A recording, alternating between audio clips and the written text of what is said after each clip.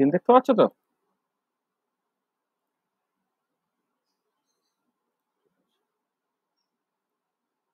আমার কথা শুনতে পাচ্ছ ঠিকঠাক করে? হুম, আচ্ছা বলো, আগের দিন কি অসুবিধা আছে বলো, আগের দিন পড়াশোনায় কি অসুবিধা আছে বলো।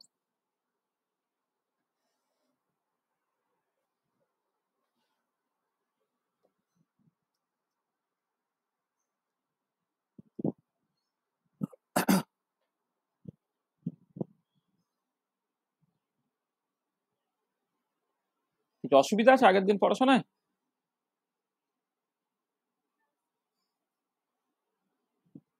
দেখো, তাহলে আজকে আমরা কি আলোচনা করব? আমরা দেখো যে জায়গা থেকে স্টার্ট করেছিলাম, আমি সেটা একটু লিখে নিই।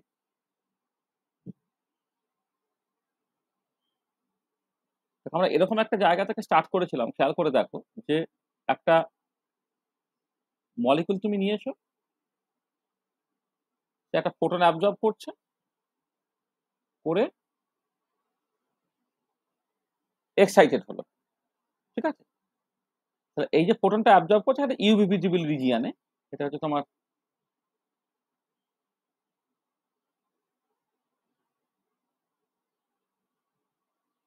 ইউভি ভিজিবল রিজিয়নে লাইট অ্যাবজর্ব করছে, তাহলে মলিকুল গ্রাউন্ড স্টেটে ছিল, মলিকুল ইন দা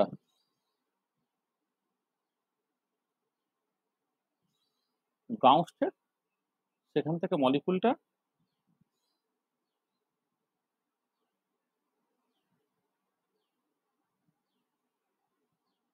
এক্সাইটেড স্টেটে গেল, ইউভি ভিজিবল রিজিয়নে লাইট অ্যাবজর্ব করে, যে ইউভি ভিজিবল রিজিয়নে লাইটের যে ওয়েভ লেন্থটা সেটা 200 থেকে 800 ন্যানোমিটার, মোটামুটি 200 থেকে 800 ন্যানোমিটার ওয়েভ লেন্থের লাইট অ্যাবজর্ব করে মলিকুলটা এক্সাইটেড স্টেটে গেল। তারপরে যা সব ঘটার ঘটছে বলেছিলাম আর কি, মানে সেখান থেকে আমি দুটো সিচুয়েশনের কথা বলা হয়েছিল। একটা হচ্ছে সে যদি তোমার ঠিক ঠিক রিয়াকশন পায় তাহলে তোমার একটা প্রোডাক্ট তৈরি করতে পারে, প্রোডাক্ট তৈরি করতে পারে, এটা হচ্ছে এই যে পুরো জায়গাটা, মানে এটা হচ্ছে ফটোকেমিক্যাল প্রসেস। অথবা এইটা সে নেমে আসতে পারে এম প্লাস আর একটা ফোটন দিয়ে, অথবা এম প্লাস হিট দিয়ে। তাহলে এই যে পুরো জায়গাটা, এটা হচ্ছে ফটো ফিজিক্যাল প্রসেস,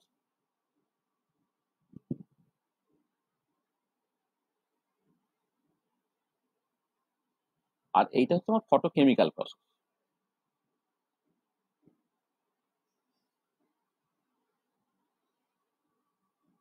ঠিক আছে, এটা ফটো ফিজিক্যাল প্রসেস, ফটোকেমিক্যাল। আমাদের এখন আলোচনাটা চলছে হচ্ছে ফার্স্ট স্টেপটা থেকে, এটা হচ্ছে লাইট অ্যাবজর্বিং প্রসেস। এই যে স্টেপটা সেটা হচ্ছে লাইট অ্যাবজর্বিং প্রসেস।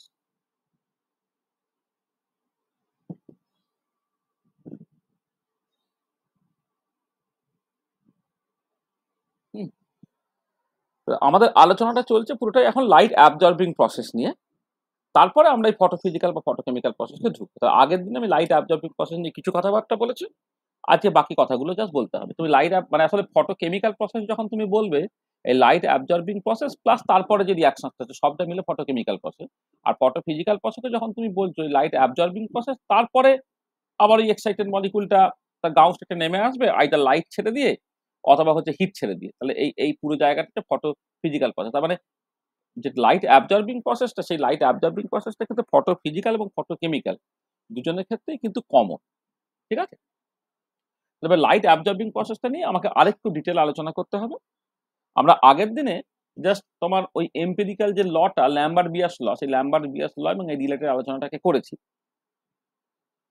তা থেকে এটা বলা হয়েছিল যে তোমার যে মানে মলিকুলগুলো সার্টেনলি লাইট অ্যাবজর্ব করছে, তার জন্য একটা ইন্টেন্সিটি লস হচ্ছে। এবার ইন্টেন্সিটিকে লসটা হচ্ছে, বা সেখান থেকে তুমি অ্যাবজর্বেন্স বলে একটা টার্ম তুমি ডিফাইন করতে পারো, বা অপটিক্যাল ডেন্সিটি ডিফাইন করতে পেরেছিলে। যে অ্যাবজর্বেন্স বা অপটিক্যাল ডেন্সিটিটা একটু কনসেন্ট্রেশনের সঙ্গে প্রপোর্শনাল হচ্ছে এবং পাথ লেন্থের সঙ্গে প্রপোর্শনাল হচ্ছে। এইটুকু জিনিস আমরা আগে আলোচনা করেছিলাম। ঠিক আছে, কি হলো?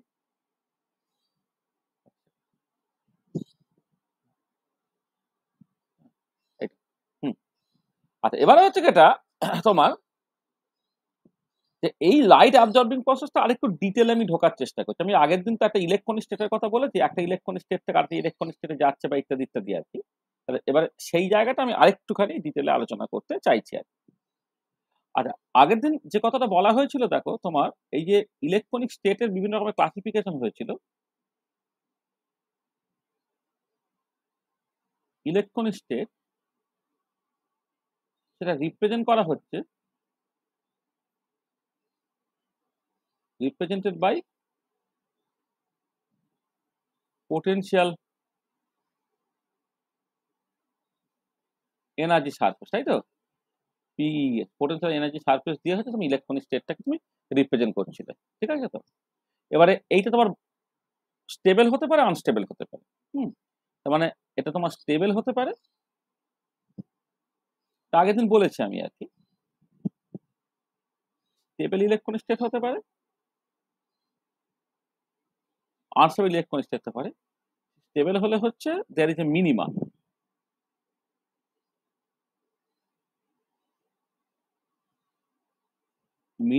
in the potential energy surface. Unstable হলে there is no minimum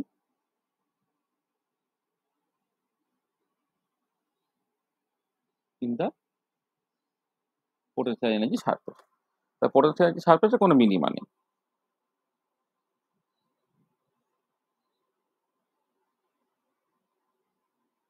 হুম, আচ্ছা, তাহলে এবারে দেখো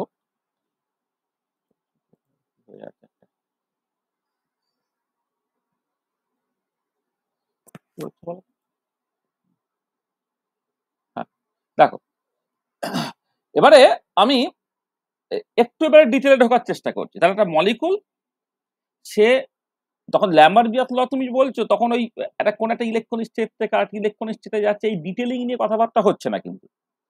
যখন তুমি আরেকটু ডিটেলে ঢোকার চেষ্টা করবে, তখন বেসিক্যালি যেটা হচ্ছে যে একটা ইলেকট্রনিক স্টেট থেকে আরেকটা ইলেকট্রনিক স্টেটে যাচ্ছে। আর এবারে সেই ইলেকট্রনিক স্টেট গুলো স্টেবল হতে পারে, আনস্টেবল হতে পারে। তাহলে আমি ফর দ্য টাইম বিং একটা স্টেবল মলিকুল যদি হয়, তাদের গ্রাউন্ড ইলেকট্রনিক যে কনফিগারেশন, সেখানে সার্টেনলি স্টেবল, মানে গ্রাউন্ড স্টেটটা সার্টেনলি স্টেবল হবে। হুম, তারপর singlet, triplet, G type, U type, এই যে ক্লাসিফিকেশন গুলো, সেটা আমি আগের দিন উপরে উপরে বলেছি। তার মতো করে কিছু সিলেকশন রুলের কথা বলেছি। তা তুমি নর্মালি একটা স্টেবল মলিকুল যদি কনসিডার করো, তাহলে গ্রাউন্ড ইলেকট্রনিক স্টেটটা হচ্ছে স্টেবল। করে এবারে এই যে প্রাইমারি প্রসেস যেটা, সেই প্রাইমারি প্রসেসটা কি কি ঘটতে পারে দেখো। তাহলে প্রাইমারি প্রসেস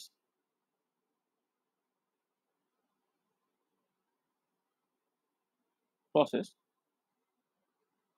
যেটা basically light absorbing process.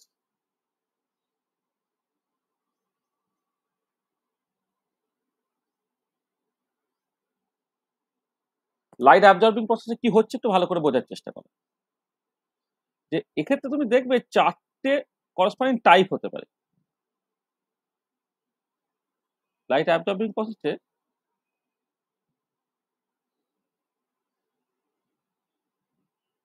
There are 4 types of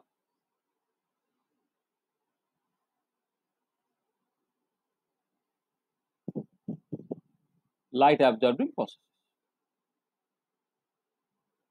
চারটে types of light absorbing process হচ্ছে। আচ্ছা, চারটে টাইপ গুলো কি কি আমি একটুখানি পরপর করে আলোচনা করে তোমায় দেখাই, মানে একদম উপরে উপরে জাস্ট বলছি।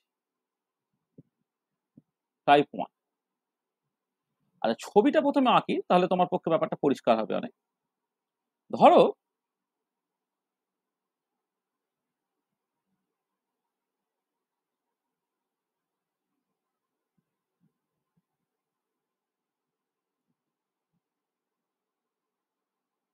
ধরো এরকম একটা সিচুয়েশন, এইখানে তুমি এনার্জি প্লট করছো। তুমি ধরে নাও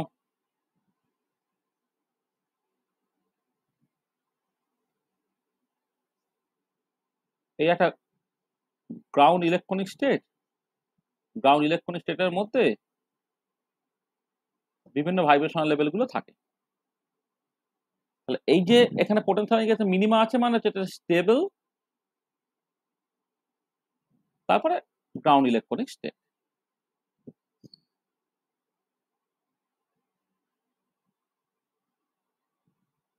এটা ইলেকট্রনিক স্টেট। এবারে এই যে লাইনগুলো যে একটা ইলেকট্রনিক স্টেটের মধ্যে যে বিভিন্ন ভাইব্রেশনাল লেভেলগুলো থাকে আর কি, এই ভাইব্রেশনাল লেভেলগুলোকে আমি এরকম ভাবে জাস্ট এক্সপ্রেস করছি আর কি।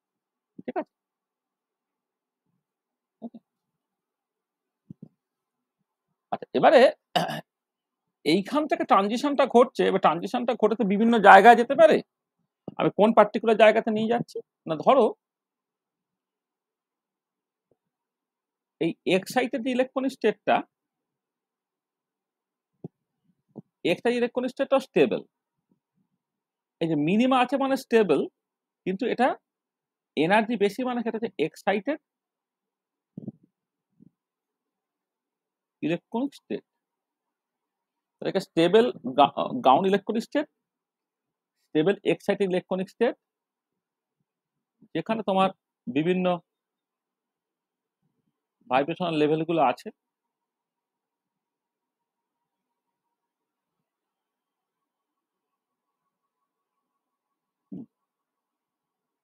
এগুলো stable ground electronic state, stable excited electronic state এটা। আচ্ছা, এবারে এইটা ধরে নাও গ্রাউন্ড স্টেটে ভি ইকুয়াল টু 0, এইটা এক্সাইটেড স্টেটে ভি প্রাইমটা তোমার 0, 1, 2, 3 ইত্যাদি ইত্যাদি। আচ্ছা, এবারে ট্রানজিশনটা যখন ঘটে সেটা সবসময় গ্রাউন্ড ইলেকট্রনিক স্টেটের ভি ইকুয়াল টু 0 লেভেল থেকেই মূলত ট্রানজিশনটা ঘটবে। কেন? কারণ বোলম্যান ডিস্ট্রিবিউশন তোমায় বলে যে গ্রাউন্ড ইলেকট্রনিক স্টেটের গ্রাউন্ড ভাইব্রেশনাল লেভেলটাই কিন্তু মোস্টলি পপুলেটেড হবে অ্যাট অর্ডিনারি টেম্পারেচার। আর তুমি জানো অ্যাট অর্ডিনারি টেম্পারেচার বা room temperature,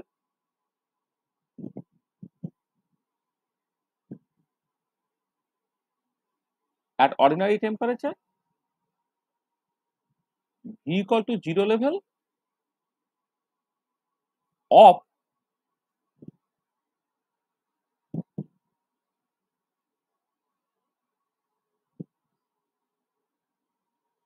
ground electronic state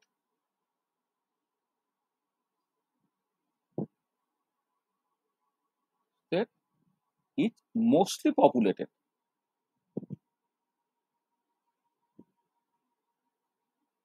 এটা বোলম্যান ডিস্ট্রিবিউশন থেকে তুমি দেখতে পাচ্ছ। তাহলে hence transition takes place from V equal to 0 level of the stable ground electronic state. এটা তাহলে ট্রানজিশনটা ঘটবে হচ্ছে V equal to 0 লেভেল থেকেই। ঠিক আছে? আচ্ছা, ঘটলো। আচ্ছা, ঘটে এবারে যখন ট্রানজিশনটা মানে তুই কেমন এনার্জি দিচ্ছ তার মতো করে সে কি করতে পারে, যে তোমার এইখান থেকে তার একটা ট্রানজিশনটা ঘটলো, ঘটে ধরে না এরকম কোন একটা জায়গাতে সে পৌঁছালো। এই যে পার্টিকুলার টাইপের ট্রানজিশনটা ঘটছে কোথায় না, কোন একটা discrete vibrational level of the excited electronic state সেখানে ঘটছে। এবং এখানে ঘটলে কিন্তু কোনো ডিসোসিয়েশন ঘটবে না। ডিসোসিয়েশন হতে গেলে কন্টিনিউয়াম পর্যন্ত যেতে হবে, কিন্তু এই পর্যন্ত চলে যেতে পারতো, এই পর্যন্ত চলে যেতে পারতো, যেখানে পোটেনশিয়াল এনার্জিটা কন্টিনিউয়াস হয়ে গেছে। তুমি দেখেছো তো যখন ভাইব্রেশনাল স্পেকট্রোস্কোপি করিয়েছিলাম তখন হচ্ছে কন্টিনিউয়ামে পৌঁছালে তবে সেটা ডিসোসিয়েট করে। হ্যাঁ, যেখানে তোমার দুটো ভাইব্রেশনাল লেভেলের মধ্যে এনার্জি গ্যাপটা 0 হয়ে গেছে, অর্থাৎ কন্টিনিউয়াম আর কি এইটা। কিন্তু এখানে তদ্দূর পর্যন্ত আমি দিচ্ছি না, তদ্দূর পর্যন্ত পাঠাচ্ছি না, তার আগে পর্যন্ত পাঠাচ্ছি। তাহলে এখানে কি হচ্ছে না, transition tax place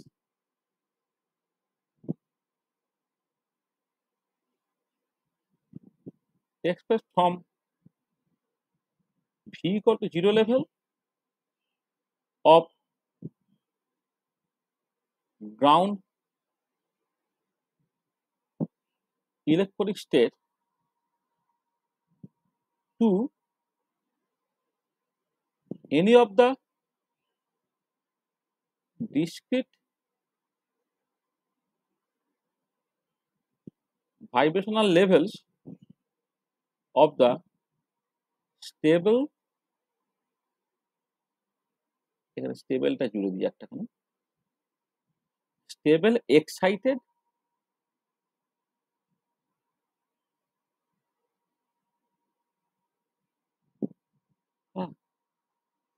any of the discrete vibrational level of the stable টা স্টেট হয়ে গেছে না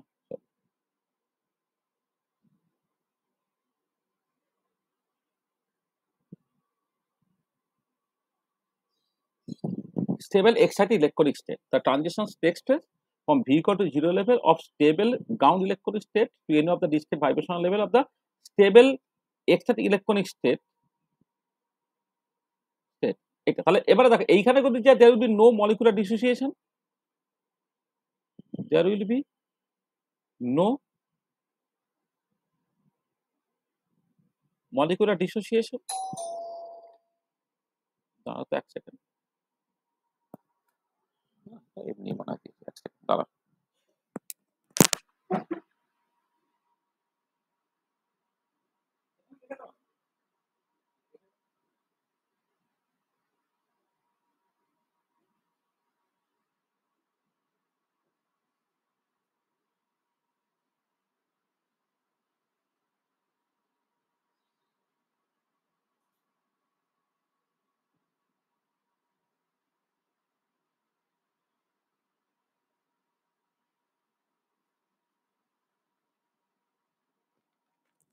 হ্যাঁ, যেটা বলছিলাম, তাহলে দেখো there will be no molecular dissociation.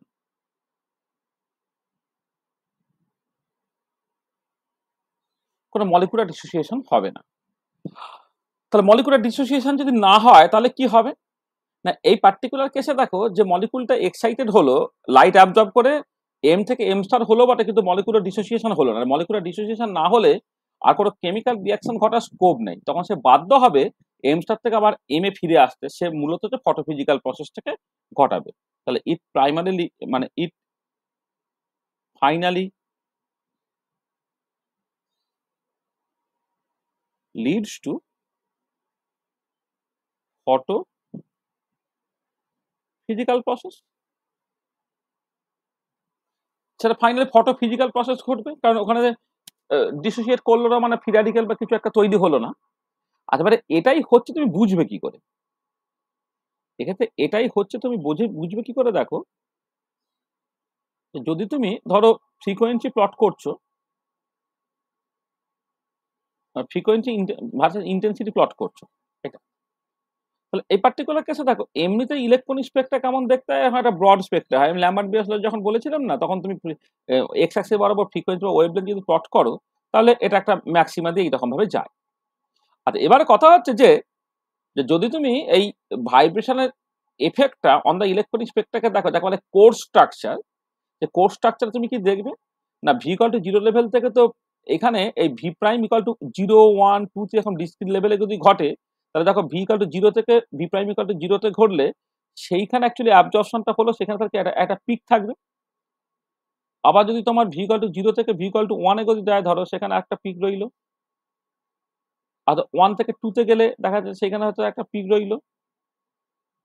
তারপর হচ্ছে 0 থেকে হচ্ছে তোমার ধরো 3 তে গেল, সেখানে একটা পিক রইলো। তার মানে এখানে যে তোমার যে করসপন্ডিং যে স্পেকট্রাটা, এই স্পেকট্রার মধ্যে কিন্তু তোমার অ্যাকচুয়ালি একটুখানি এরকম খোঁচা খোঁচা টাইপের দেখতে পাবে, এই পিকগুলো তুমি কিন্তু দেখতে পাবে।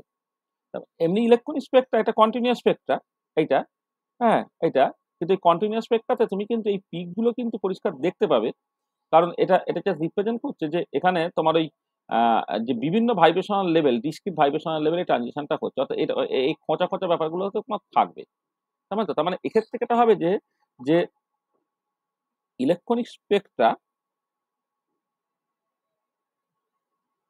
shows the discrete core structure. এই ডিসক্রিট কোর স্ট্রাকচারটা কিন্তু দেখাবে। হ্যাঁ, এটা মানে ভি ইকুয়াল টু 0 তে পৌঁছাবে বা ভি প্রাইম ইকুয়াল টু 0 তে গেল অথবা 1 এ গেল।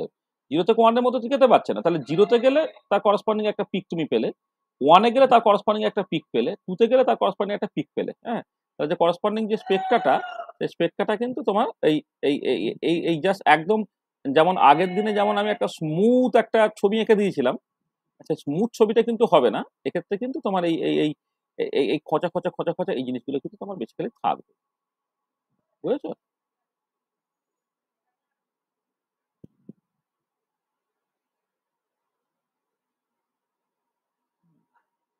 এই খোঁচা খোঁচা ব্যাপারগুলো কিন্তু তোমার থাকবে। তাহলে যদি এরকম সিগনেচার পাও তাহলে তুমি বুঝবে যে এই রকম কিছু একটা হচ্ছে আর কি, যে কোনো ডিসোসিয়েশন ঘটছে না, জাস্ট একটা স্টেবল গ্রাউন্ড ইলেকট্রনিক স্টেট থেকে এক্সাইটেড স্টেবল ইলেকট্রনিক স্টেটে পৌঁছাচ্ছ, নো মলিকুলার ডিসোসিয়েশন। ঠিক আছে, এটা বুঝতে পারলে?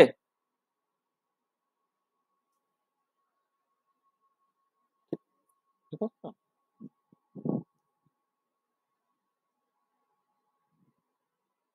আচ্ছা, নেক্সট চলে এসো টাইপ 2 তে।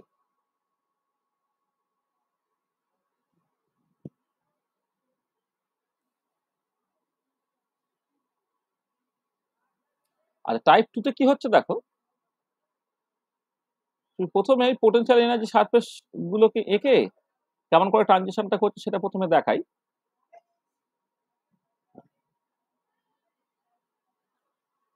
তো এখানে এনার্জি প্লট করা হচ্ছে, এইদিকে এটা লেখা হয় না, এটা হচ্ছে ইন্টারনিউক্লিয়ার সেপারেশন টাইপের আর কি, মানে আর প্লট করা হচ্ছে, তো আর প্লট করা হচ্ছে, ইন্টারনিউক্লিয়ার সেপারেশন প্লট করা হচ্ছে। এখানে ঠিক একই রকম ভাবে আর প্লট করা হচ্ছে, অর্থাৎ ইন্টারমলিকুলার সেপারেশনটাকে প্লট করা হচ্ছে। এটা আবার ওই আগের মতোই গ্রাউন্ড ইলেকট্রনিক স্টেটটা হচ্ছে তোমার স্টেবল ছিল,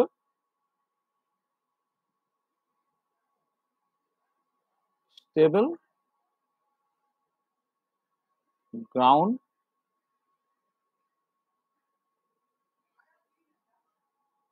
ইলেকট্রনিক স্টেট।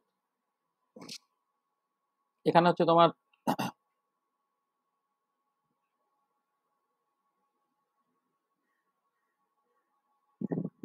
ধরে নাও স্টেবল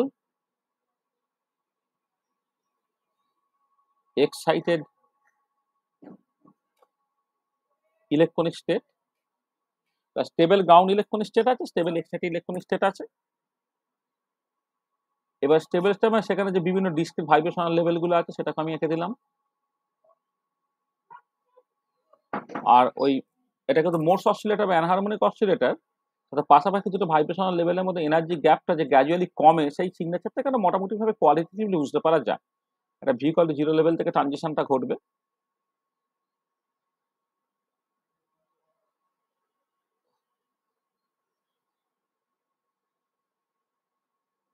এবারে এইখানে হচ্ছে তোমার দেখো এই একটা জায়গার পরে তারপর কি হচ্ছে, কন্টিনিউয়াম চলে এসছে, এই জায়গাটা কন্টিনিউয়াম।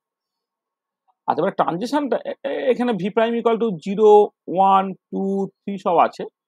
ট্রানজিশনটা ঘটলো কি না, তোমার একবারে এই গ্রাউন্ড স্টেবল ইলেকট্রনিক স্টেটে ভি ইকুয়াল টু 0 থেকে একদম তোমার কন্টিনিউয়াম পর্যন্ত ট্রানজিশনটা ঘটে গেল। এক্ষেত্রে কি হচ্ছে না, electronic transition takes place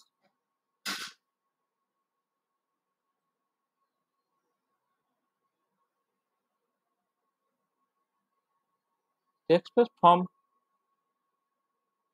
v equal to 0 level of stable ground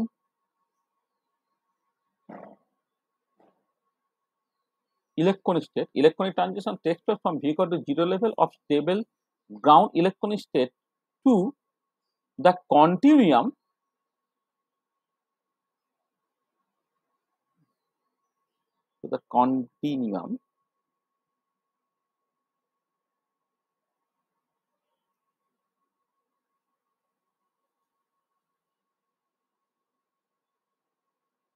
of the stable excited electronic state followed by, আচ্ছা ফলোড বাইটা লিখছি না, এখানে ট্রানজিশনটা ঘটলো। আচ্ছা, এখানে ট্রানজিশনটা ঘটলে কি হবে, কন্টিনিউমে পৌঁছে গেলে কি হয়, এটা ডিসোসিয়েশন ঘটে যায়। দিস লিডস টু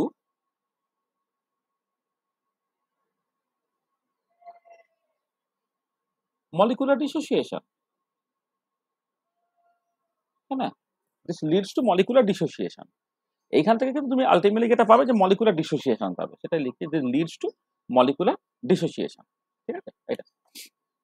আচ্ছা, এবারে এই মলিকুলার ডিসোসিয়েশন হলে কি হবে না, ফ্রি রাডিক মানে তোমার কেমন ডিসোসিয়েশন ঘটছে তার মতো করে তোমার ফ্রি রাডিক্যাল তৈরি হতে পারে, অথবা ক্যাটায়ন অ্যানায়ন তৈরি হতে পারে, মানে হোমোলাইটিক ফিশনটা হচ্ছে না হেটেরোলাইটিক ফিশন হচ্ছে, তার মতো করে ফ্রি রাডিক্যাল তৈরি হতে পারে বা ক্যাটায়ন অ্যানায়ন তৈরি হতে পারে। আচ্ছা, যাই তৈরি হবে না কেন, যখন ওরকম তোমার একটা অ্যাক্টিভেটেড আয়ন তৈরি হয়ে গেল বা ফ্রি রাডিক্যাল তৈরি হয়ে গেল, যেটা কিন্তু আলটিমেটলি অন্য কোনো রিয়াকশন পেলে বা নিজেদের মধ্যেও হচ্ছে অন্য রকম ভাবে রিকম্বাইন হয়ে কিন্তু অন্য কোনো প্রোডাক্ট তৈরি করতে পারে, অর্থাৎ এটা আলটিমেটলি কিন্তু ফটোকেমিক্যাল রিয়াকশনে যাবে। দিস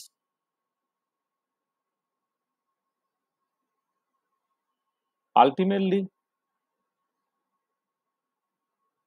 gives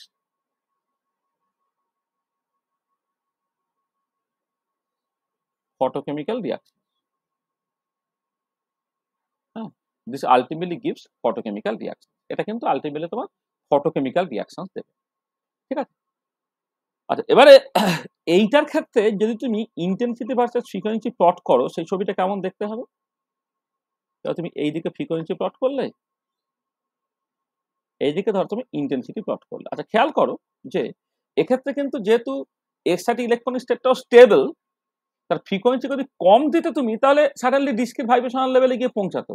আর ফ্রিকোয়েন্সি একটু বেশি দিয়ে ফেললে সে কন্টিনিউমে গিয়ে পৌঁছাবে। তার মানে তুমি যদি ওভারঅল ইলেকট্রনিক স্পেকট্রাটাকে দেখো, যে প্রথম দিকটা লো ফ্রিকোয়েন্সি রিজিয়ানে তোমার ডিস্কির যে স্ট্রাকচারটা তুমি পাবে, আর পরের দিকে ধরো পরের দিকে কিন্তু যখন তোমার কন্টিনিউমে গিয়ে পৌঁছে যাচ্ছে, কন্টিনিউমে গিয়ে পৌঁছে গেলে কিন্তু তুমি আর ওরকম ডিস্কির স্ট্রাকচারটা পাবে না, সেখানে তুমি এরকম এই কন্টিনিউয়াস ব্যান্ড স্ট্রাকচারটা দেখতে পাবে। তার মানে এই পার্টিকুলার কেসে এই যে প্রথম দিকটায় তোমার ডিস্কির কোর স্ট্রাকচারটা আছে, আর পরের দিকটা কিন্তু তোমার কন্টিনিউয়াস ব্যান্ড স্ট্রাকচার আছে, এখানে কোনো ওই কিঙ্ক বা ওরকম এই খোঁচা টাইপের তোমার থাকবে না।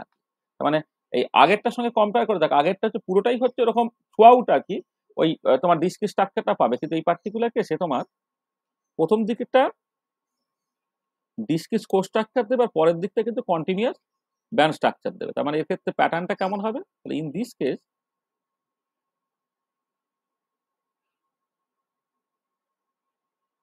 Case the electronic spectra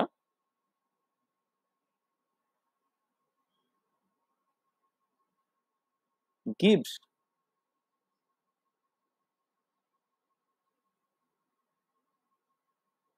discrete core structure followed by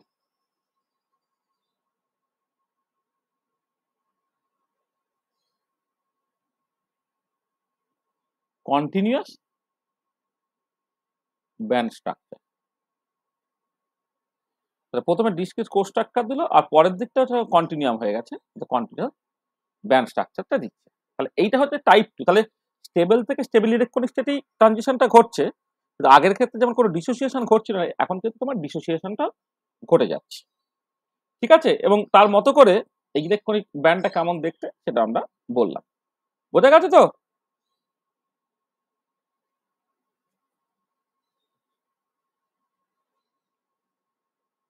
আচ্ছা নেক্সট চলে এসো টাইপ 3। আচ্ছা এই পার্টিকুলার কেসটা কি হচ্ছে দেখো, যে গ্রাউন্ড ইলেকট্রনিক স্টেটটা স্টেবল, কিন্তু এক্সাইটেড ইলেকট্রনিক স্টেটটাকে আমি আনস্টেবল নেব। আচ্ছা এখানে এটাকে লেখা হয়নি, এটা আচ্ছা লিখেছে।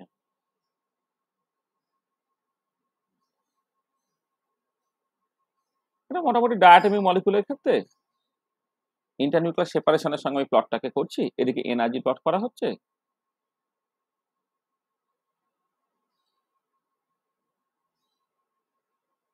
তোমার স্টেবল গ্রাউন্ড ইলেকট্রনিক স্টেট, সেখানে তোমার বিভিন্ন ভাইব্রেশনাল লেভেল গুলো আছে।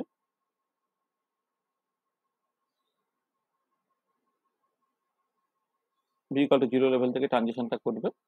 আর এটা হচ্ছে তোমার এক্সাইটেড, কোনো মিনিমা নাই দেখো, এটা হচ্ছে unstable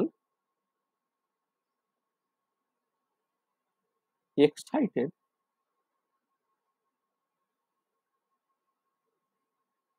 electronic state, unstable excited electronic state. এবারে এই পার্টিকুলার কেসে যখন ট্রানজিশনটা ঘটবে, সরাসরি এখানে চলে গেল। আচ্ছা, এখানে চলে গেলে দেখো এখানে যেহেতু এক্সাইটেড ইলেকট্রন কিন্তু মিনিমা কিছু নেই, মিনিমা না থাকলে তার কোনো উপায় নেই, সে একদম সরাসরি কিন্তু ডিসোসিয়েটই করবে। তাহলে এই পার্টিকুলার কেসে কি হচ্ছে না, electronic transition tax place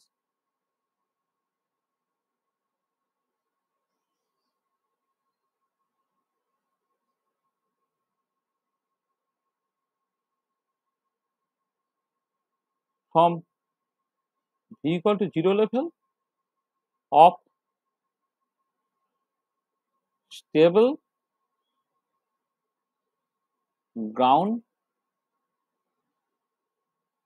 electronic state to an unstable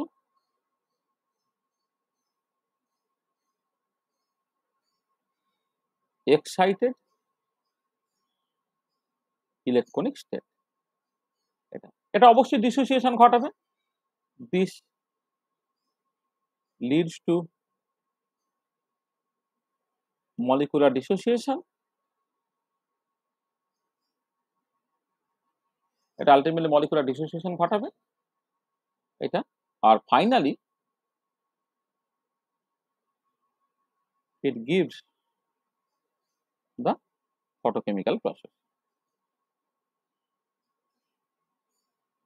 যখন তোমার ফ্রি র্যাডিক্যাল তৈরি হয়ে গেল, ফ্রি র্যাডিক্যাল গুলো নিজেদের মধ্যে অন্যরকম ভাবে কম্বাইন্ড হতে পারে, বা অন্য কোনো রিয়াক্টান্ট যদি পায়, সেই রিয়াক্টান্টের সঙ্গে সেকেন্ডারি প্রসেসের থ্রু দিয়ে সে কোনো একটা ফটোকেমিক্যাল রিয়াকশন ঘটিয়ে ফেলতে পারে। আচ্ছা, এই পার্টিকুলার কেসে যদি তুমি স্পেকট্রাটাকে দেখো, এক্ষেত্রে ওই ডিসক্রিট ভাইব্রেশন কোর্সটাকে তুমি কোথাও পাবে না, পুরোটাই হচ্ছে তোমার কন্টিনিউয়াস ব্যান্ড স্ট্রাকচার।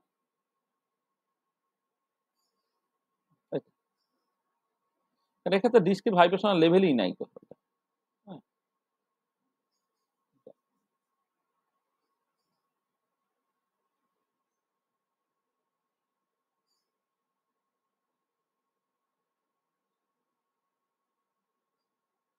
মানে in this case the electronic spectra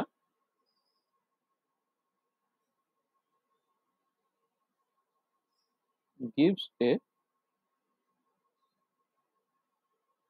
continuous band structure। এক্ষেত্রে ডিসক্রিট কোর্সটাকে কোথাও তুমি পাবেই না এখানে, কারণ ডিসক্রিট ভাইব্রেশনাল লেভেলই নাই এখানে আর কি, যেহেতু আনস্টেবল ইলেকট্রনিক স্টেট সেখানে কোনো ডিসক্রিট ভাইব্রেশনাল লেভেলই নাই আর। আর বেসিক্যালি তো বনটাই এক্সিস্ট করছে না, মানে একটা বন এক্সিস্ট করলে তবে তো সেই বন ভাইব্রেট করবে, তার মতো করে ডিসক্রিট ভাইব্রেশনাল লেভেল তুমি পাবে। এক্ষেত্রে তো আনস্টেবল এক্সাইটেড ইলেকট্রনিক স্টেটে যখন তুমি চলে যাচ্ছ, তখন বন অর্ডারটা জিরো বা নেগেটিভ হয়ে যাচ্ছে। জিরো বা নেগেটিভ হয়ে গেলে বেসিক্যালি বন্ডই এক্সিস্ট করে না, সেটা আবার ভাইব্রেশন। ঠিক আছে, তাহলে এটা হচ্ছে টাইপ 3। তাহলে এটাও আলটিমেটলি কিন্তু ফটোকেমিক্যাল প্রসেসের থ্রু দিয়েই যাবে এটা। আর ফাইনালি টাইপ 4,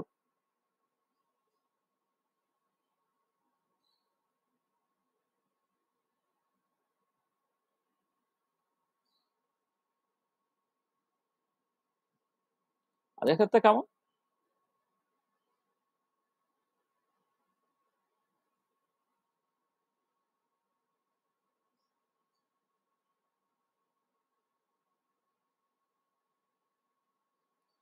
আর আর এদিকে হচ্ছে তোমাদের এনার্জি। আচ্ছা, এক্ষেত্রে একটা মজার ব্যাপার আছে। ধরো গ্রাউন্ড ইলেকট্রনিক স্টেটটা সেটা অ্যাজ ইউজুয়াল তোমার stable stable ground electronic state. আর এবারে এক্সাইটিং ইলেকট্রনিক স্টেটটা কিরকম দেখো, ধরো এমনিতে স্টেবল স্টেবল, ঠিক আছে, তাহলে তোমার এখানে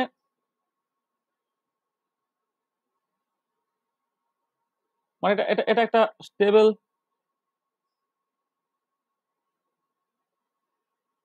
এক্সাইটেড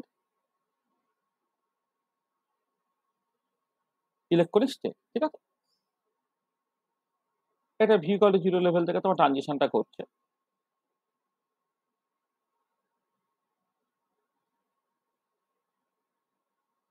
আচ্ছা, একদম টাইপ 1 এ যেমন হয়েছিল সেই রকম করে ধরো একটা ট্রানজিশন তোমার ঘটলো।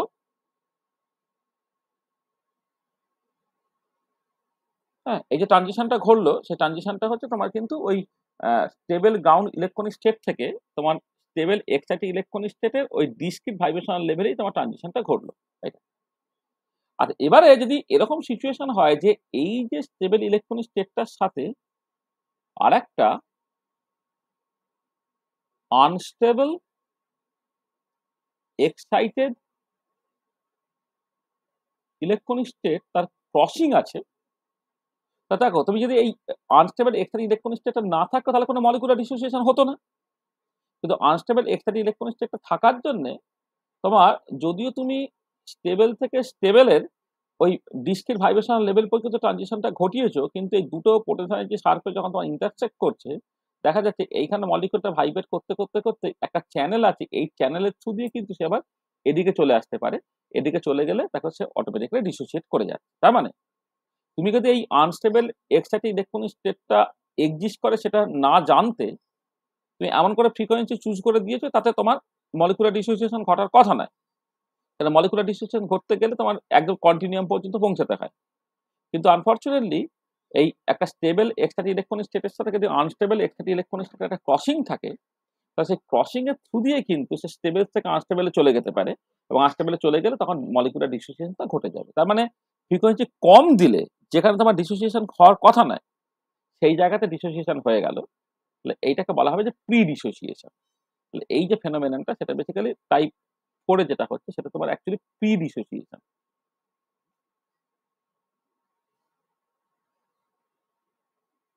প্রি ডিসোসিয়েশন তাহলে জিনিসটা কি হচ্ছে না, তাহলে প্রথমে হচ্ছে electronic transition takes place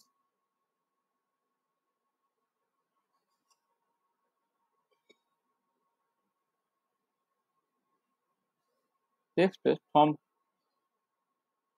v equal to 0 level of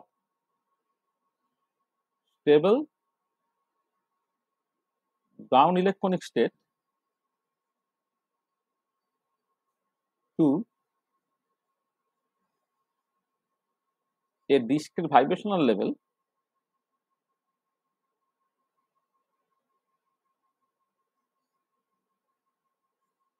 of stable excited electronic state.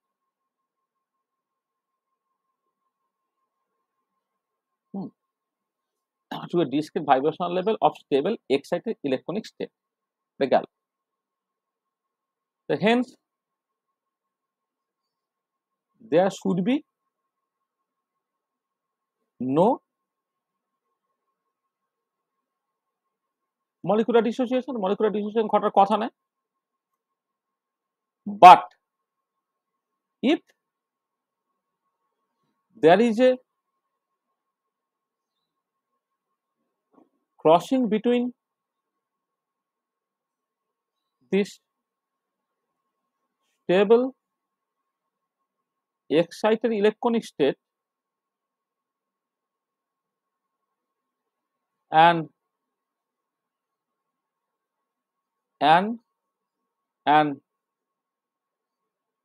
unstable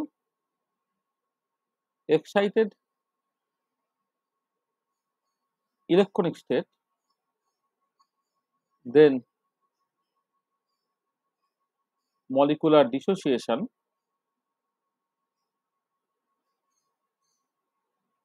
may take place. তখন molecular dissociation ঘটতে পারে। This is known as, বা this is called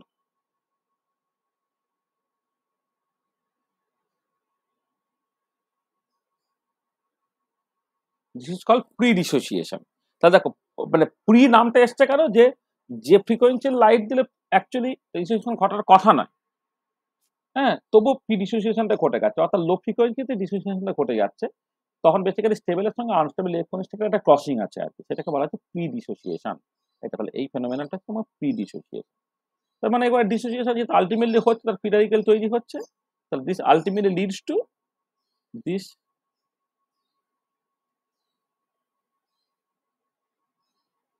leads to photochemical process. কারণ তো dissociation যদি ঘটে গেল তাহলে তো ফ্রি র্যাডিক্যাল বা আয়ন তৈরি হচ্ছে, তো আলটিমেটলি কিন্তু সেটা ফটোকেমিক্যাল প্রসেস থ্রু দিয়ে যাবে আর কি।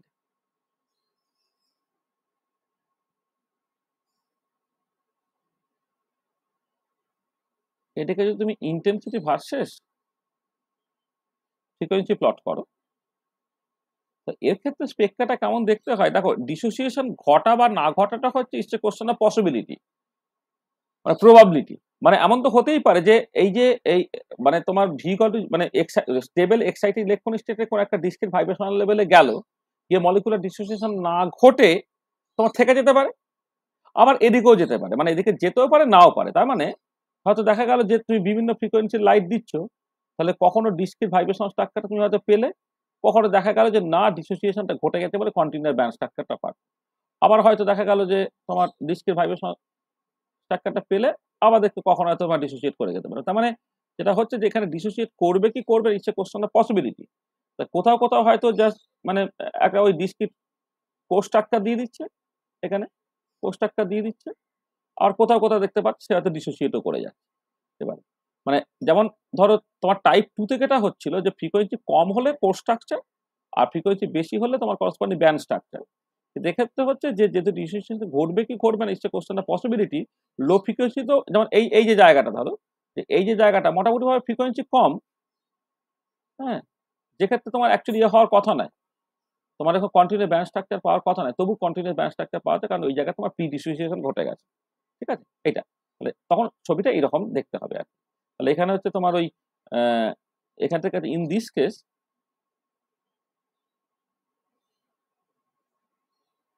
there will be a random distribution of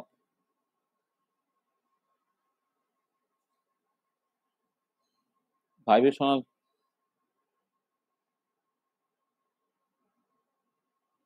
বা discrete force structure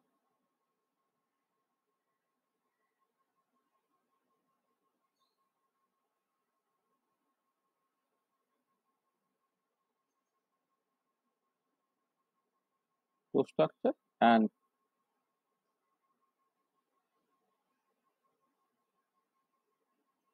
continuous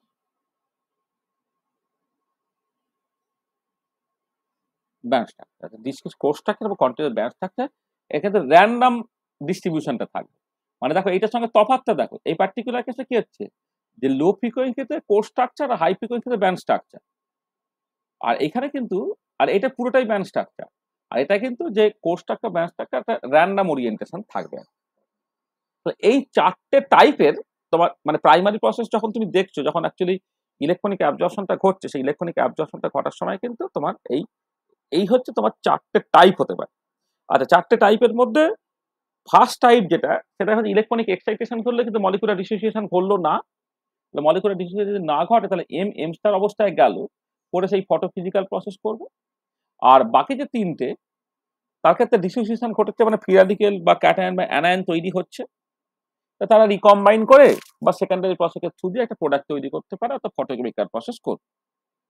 তাহলে প্রাইমারি প্রসেসের যে চারটে করসপন্ডিং টাইপ হতে পারে এবং সেটা স্পেকটা দেখে তুমি কেমন করে বুঝতে পারবে, সেটা আমরা এখানে আলোচনা করলাম। ঠিক আছে, হয়েছে ব্যাপারটা এখন পর্যন্ত? হয়েছে? ঠিক আছে তো? হ্যাঁ বলো। হুম।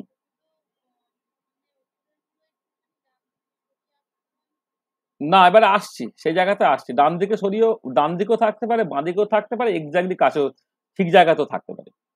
সেটা এবারে এবারে জাস্ট ওই জায়গাতেই আসবো আমি।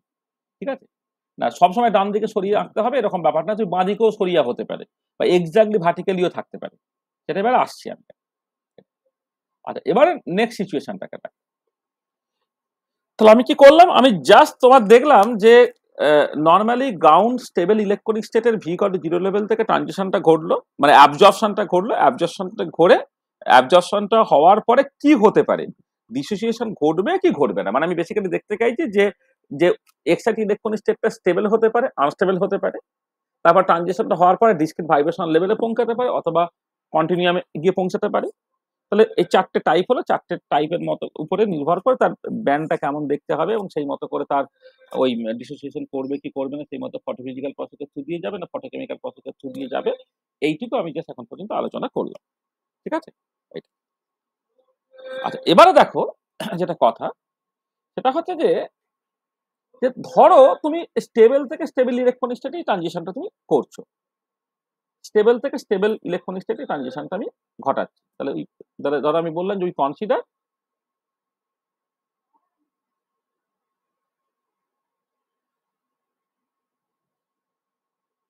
transitions from stable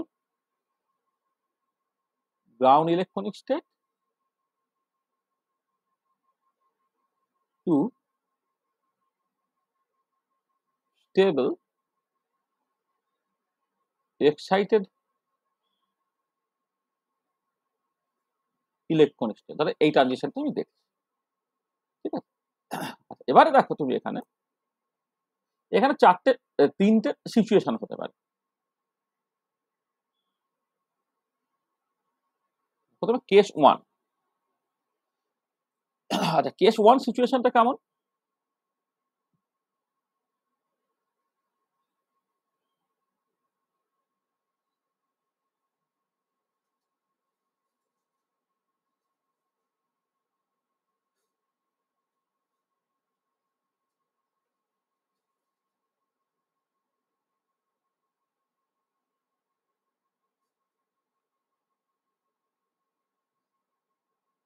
আচ্ছা, এখানে তোমার ইন্টার মলিকুলার সেপারেশনটা, ইন্টার নিউক্লিয়ার সেপারেশনটা তুমি প্লট করছো। এদিকে ধরো পোটেনশিয়াল এনার্জি বা এনার্জিটাকে প্লট করছো। ধরে নাও একটা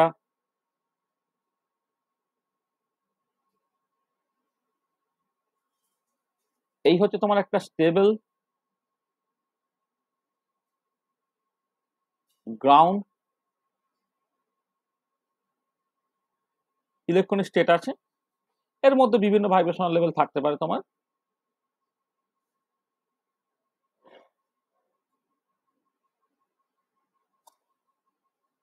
থাকতে পারে। আচ্ছা, এবারে এই যে গ্রাউন্ড ইলেকট্রনিক স্টেটে পোটেনশিয়াল এনার্জিটা মিনিমা যেখানে, সেইটা হচ্ছে তোমার গ্রাউন্ড স্টেটের ইকুইলিব্রিয়াম বন্ড লেন্থ, এটাকে R0 নাম দিলে। এটা R0টা হচ্ছে তোমার ইকুইলিব্রিয়াম বন্ড লেন্থ আর কি। হ্যাঁ, এটা হচ্ছে গ্রাউন্ড স্টেটে। আচ্ছা, এবারে এক্সাইটেড স্টেট যেটা, সেই এক্সাইটেড স্টেটটাকেও ধরো তুমি আঁকলে যখন এরকম করে আঁকলে, তার মানে এটা হচ্ছে স্টেবল এক্সাইটেড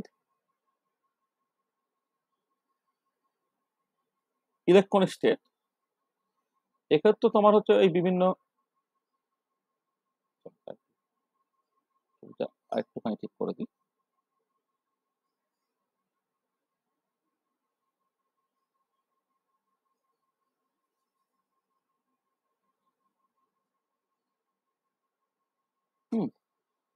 এটা এক্ষেত্রে তোমার ওই ভাইব্রেশনাল লেভেলগুলো যেমন থাকে থাকবে।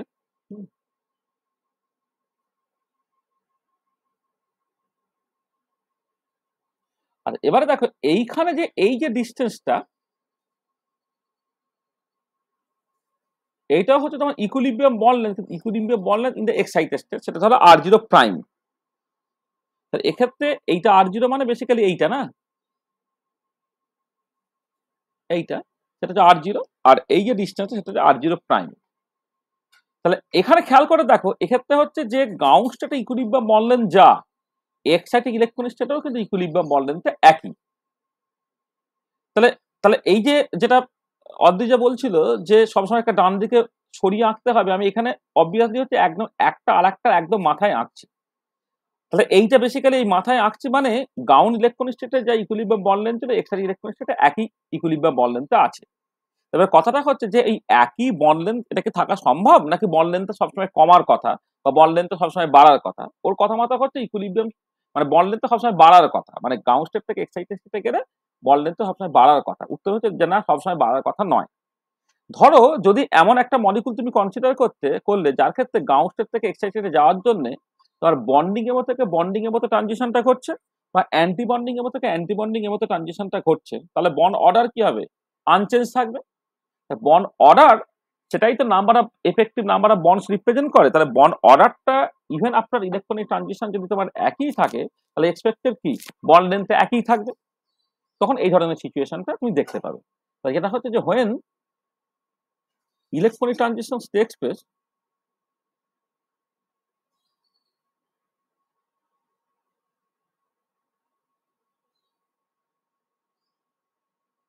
from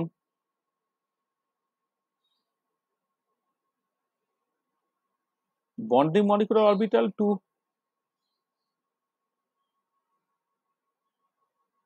antibonding molecular orbital, when electronic transitions takes place from bonding molecular orbital to antibonding molecular orbital, or bonding molecular orbital to bonding molecular orbital, or antibonding molecular orbital to antibonding molecular orbital, or antibonding molecular orbital to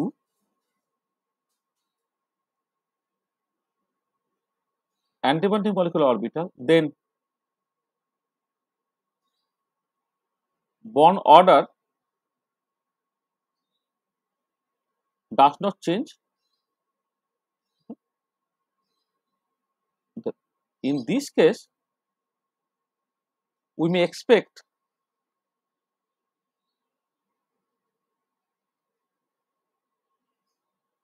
in this case we may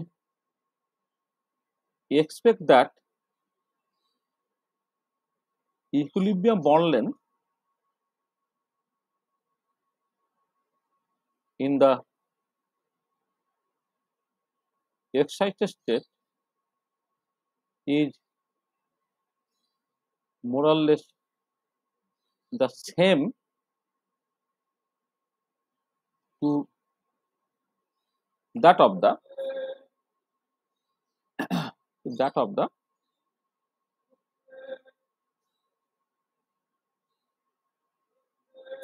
ground state, অর্থাৎ R0 prime আর R0 তারা more or less কাছাকাছি। তাহলে bond অর্ডারটাই তো basically ঠিক করে দেয় যে বন্ডটা কতটা শক্ত বা বন্ড লেন্থটা কি হবে। তাহলে তুমি যখন ইলেকট্রনিক ট্রানজিশনটা ঘটালে বন্ডিং এমো থেকে বন্ডিং এমো বা অ্যান্টি বন্ডিং থেকে অ্যান্টি বন্ডিং এমোতে, তাতে এনার্জিটা বাড়লো বটে, কিন্তু বন্ড অর্ডারটা কিন্তু একই রইলো। তাহলে বন্ড অর্ডারটা যদি একই হয়ে যায়, তাহলে কিন্তু তোমার বন্ড এটা মানে কি বলে বন্ড লেন্থটা মোরলেস একই থাকবে। তাহলে এই পার্টিকুলার কেসে দেখো, এই যেটা কেস 1 বলছে, সেটা এরকম সিচুয়েশন হতে পারে। আচ্ছা, এরকম এক্সাম্পল তুমি অনেক পাবে। হ্যাঁ, বন্ডিং এমো থেকে বন্ডিং এমোতে ট্রানজিশনটা করছে, বা তোমার ইত্যাদি আর কি, মানে তোমার এক্সাইটেশনের জন্য বন্ড অর্ডারে চেঞ্জ হচ্ছে না। তুমি এরকম প্রচুর মানে মানে মলিকুল বা তোমার আয়ন মলিকুলার আয়ন তুমি পাবে, যেখানে বন্ডিং থেকে বন্ডিং তুমি জাস্ট ট্রানজিশনটা ঘটাচ্ছ।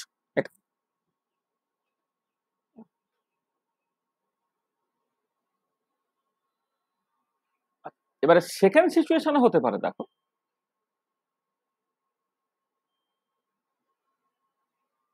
এবার তুমি যেমন বললে, আমি এবারে নেক্সট হচ্ছে সেই রকম একটা ছবি আঁকি।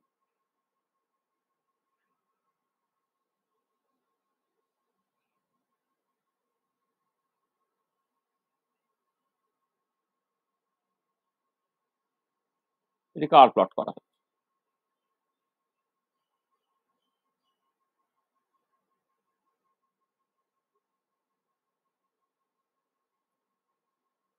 আমি স্টেবল থেকে স্টেবল ট্রানজিশনটা করছে সেইটা দিয়ে পুরো জিনিসটাকে দেখাচ্ছি আর এই যে লেন্থটা R0, তারপরে এক্সাইটেড ইলেকট্রন স্টেটটা ধরো এরকম দেখতে হলো।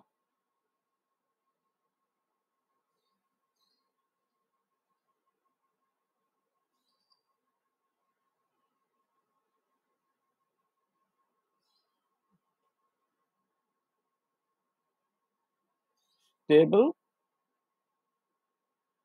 Ground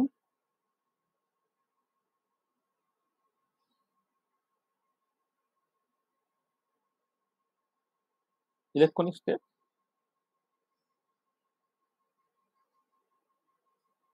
stable,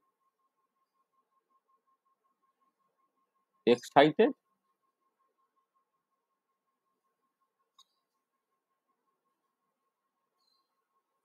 electronic state.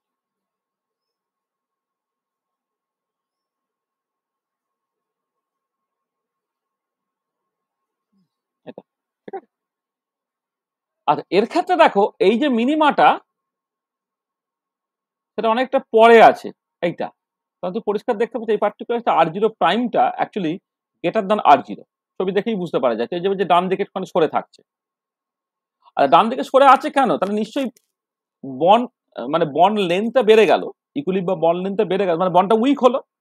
বন্ডটা week কখন হবে, যখন বন্ড অর্ডারটা কমে যাবে। বন্ড অর্ডার কখন কমে যাবে, যখন বন্ডিং এর মধ্যে থেকে অ্যান্টি বন্ডিং এর মধ্যে ট্রানজিশনটা ঘটবে। তার মানে যেটা দাঁড়াচ্ছে যে when transition takes place from bonding molecular orbital to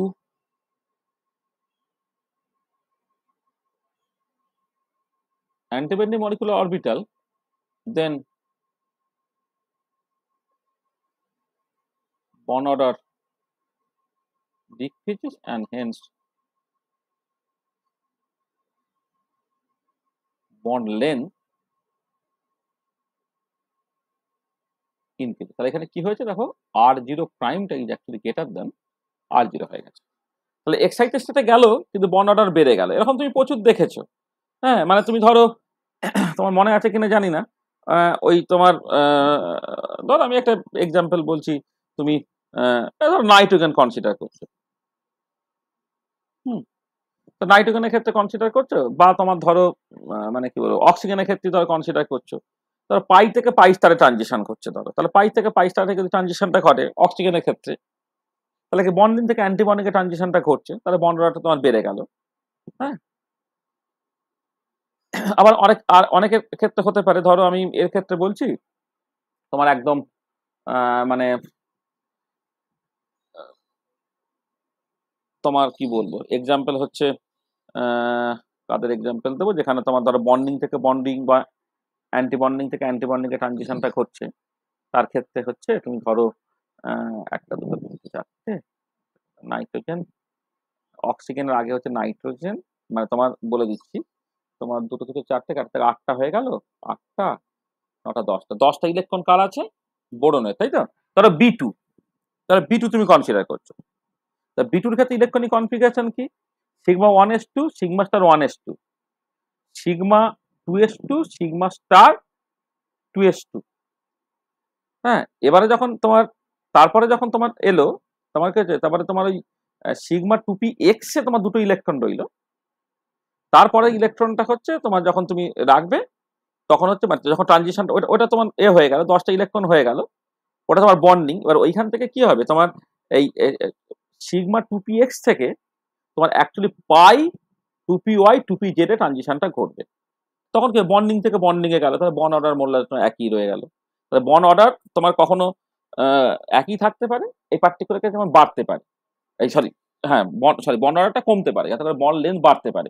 যেমন আমি এক্ষেত্রে অনেক ক্ষেত্রেই হয় আর কি, তুমি তুমি ধরো লিথিয়ামের ক্ষেত্রেই তুমি কনসিডার করছো, লিথিয়ামের তোমার 6টা ইলেকট্রন, লিথিয়ামের যখন 6টা ইলেকট্রন তুমি কনসিডার করছো, তখন এলআই টু আর কি, এলআই টু এর ক্ষেত্রে হচ্ছে সিগমা ওয়ান এসে দুটো ইলেকট্রন চলে গেল, সিগমা ওয়ান স্টারে দুটো ইলেকট্রন চলে গেল, 4টে চলে গেল, সিগমা টু এসে দুটো ইলেকট্রন গেল, এই পর্যন্ত বন্ডিং। তারপরে এখান থেকে যখন তুমি ট্রানজিশনটা ঘটাবে কিছু করার নেই, বন্ডিং থেকে অ্যান্টি বন্ডিংই যেতে হবে। এটা তো সেই ধরনের সিচুয়েশন গুলো হচ্ছে বন্ড অর্ডারটা কমে যাবে, সেখানে বল লেন্থটা বেড়ে যাবে, যেটা এই পার্টিকুলার কেস তুমি দেখতে পাচ্ছ। ঠিক আছে, আর আমি এই জায়গায় এখানে জায়গায় ধরবে না, একটু ফাঁকা রেখে আমি পরেরটায় চলে যাই, কেস থ্রি।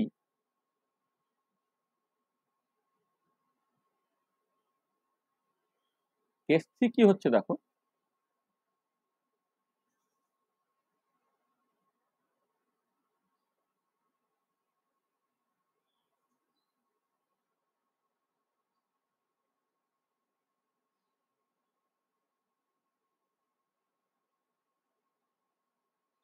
এটা স্টেবল গ্রাউন্ড ইলেকট্রনিক স্টেট, ঠিক আছে, বিভিন্ন ভাইব্রেশনাল লেভেল গুলো আছে।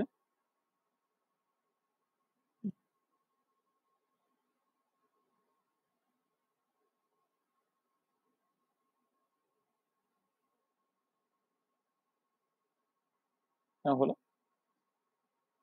এবারে তুমি একটা আঁকার সুবিধার জন্য একটা ভার্টিক্যাল লাইন টেনে দিই।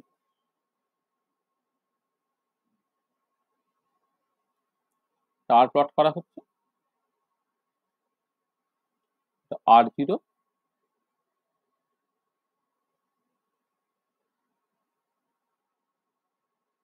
ছবি আঁকলে এরকম দেখতে পাবে। এটা হচ্ছে একটা স্টেবল এক্সাইটেড ইলেকট্রনিক স্টেট।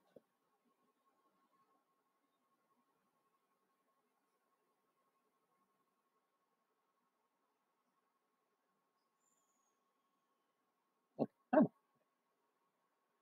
দেখো এই পার্টিকুলার কেসে এই ইকুইলিব্রিয়াম বন্ড লেন্থটা এক্সাইটেড স্টেটে কি হচ্ছে, কমে গেছে।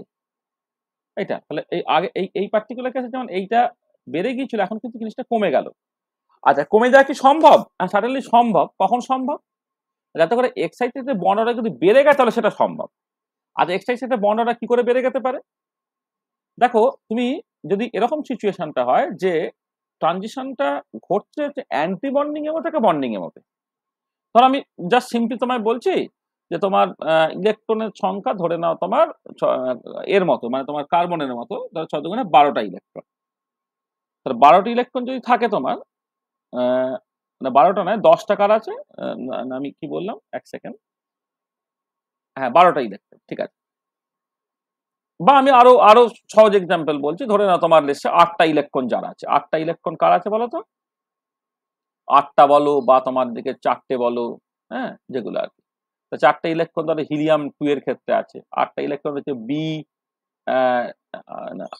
হ্যাঁ, মানে বি টুর ক্ষেত্রে সিগমা 1s দুটো, সিগমা স্টার 1s এ দুটো, সিগমা 2s এ দুটো, সিগমা স্টার 2s এ দুটো। এবারে যদি বি টু যখন ট্রানজিশনটা ঘটবে তখন কোনো উপায় নেই, তখন অ্যান্টি বন্ডিং থেকে পরের যে বন্ডিং যেটা, সেটা হচ্ছে তোমার টুপি সিগমা টুপি এক্স বা সিগমা টুপি জেড যাই বলো না কেন, সেখানে ট্রানজিশনটা করবে। সেখানে বন্ডিং এর মধ্যে থেকে অ্যান্টি বন্ডিং এর মধ্যে, অ্যান্টি বন্ডিং এর মধ্যে থেকে বন্ডিং এর মধ্যে ট্রানজিশনটা করতে পারে। তখন বন্ড অর্ডার কি হবে, বেড়ে যাবে। তা বন্ড অর্ডার বেড়ে গেলে বন্ড লেন্থ কমে যাবে। তাহলে কি হচ্ছে না, in this case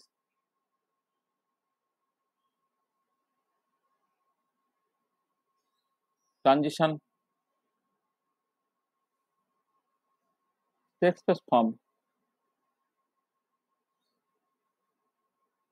antibonding molecular orbital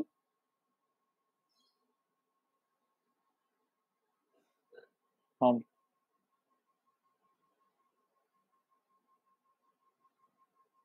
antibonding molecular orbital to bonding molecular orbital, right? তাহলে দেন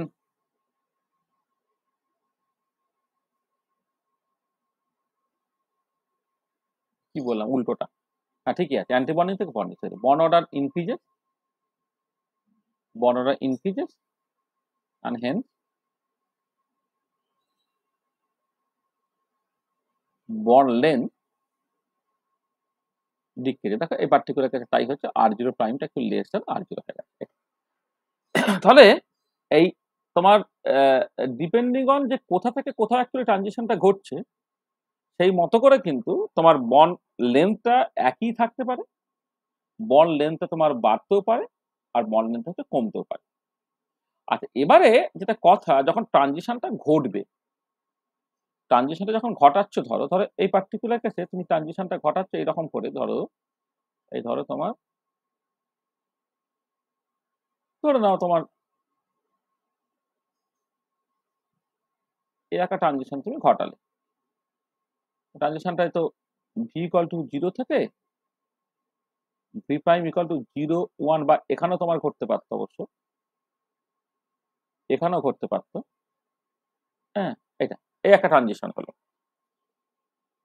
আচ্ছা, এবারে এই পার্টিকুলার কেসে আমি দুটো পসিবিলিটির কথা বলছি। ধরো এইটা একটা,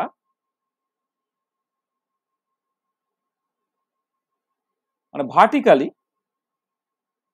এই একটা ট্রানজিশনের কথা বলছি আমি, যেখানে ভি প্রাইমটা হচ্ছে তোমার 0, এখানে ভিটা হচ্ছে 0 থেকে স্টার্ট, ভি প্রাইমটা 0 আছে, 1 2 3, মনে করে এক্সাইটেড ভাইব্রেশনাল লেভেলে ভার্টিক্যালি ট্রানজিশনটা ঘটতে পারে।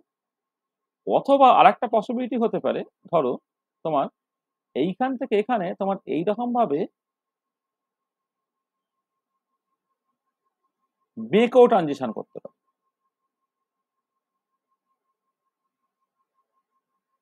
এরকম ঘটতে পারে। ঠিক আছে, ঠিক পরের ক্ষেত্রে একই রকম ভাবে তুমি এইরকম করে একদম জাস্ট ভার্টিক্যালি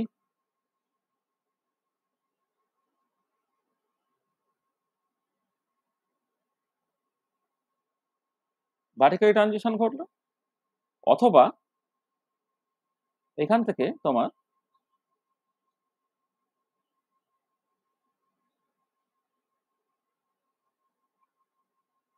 এরকম ভাবে ট্রানজিশনটা তুমি ঘটাতে পারবে।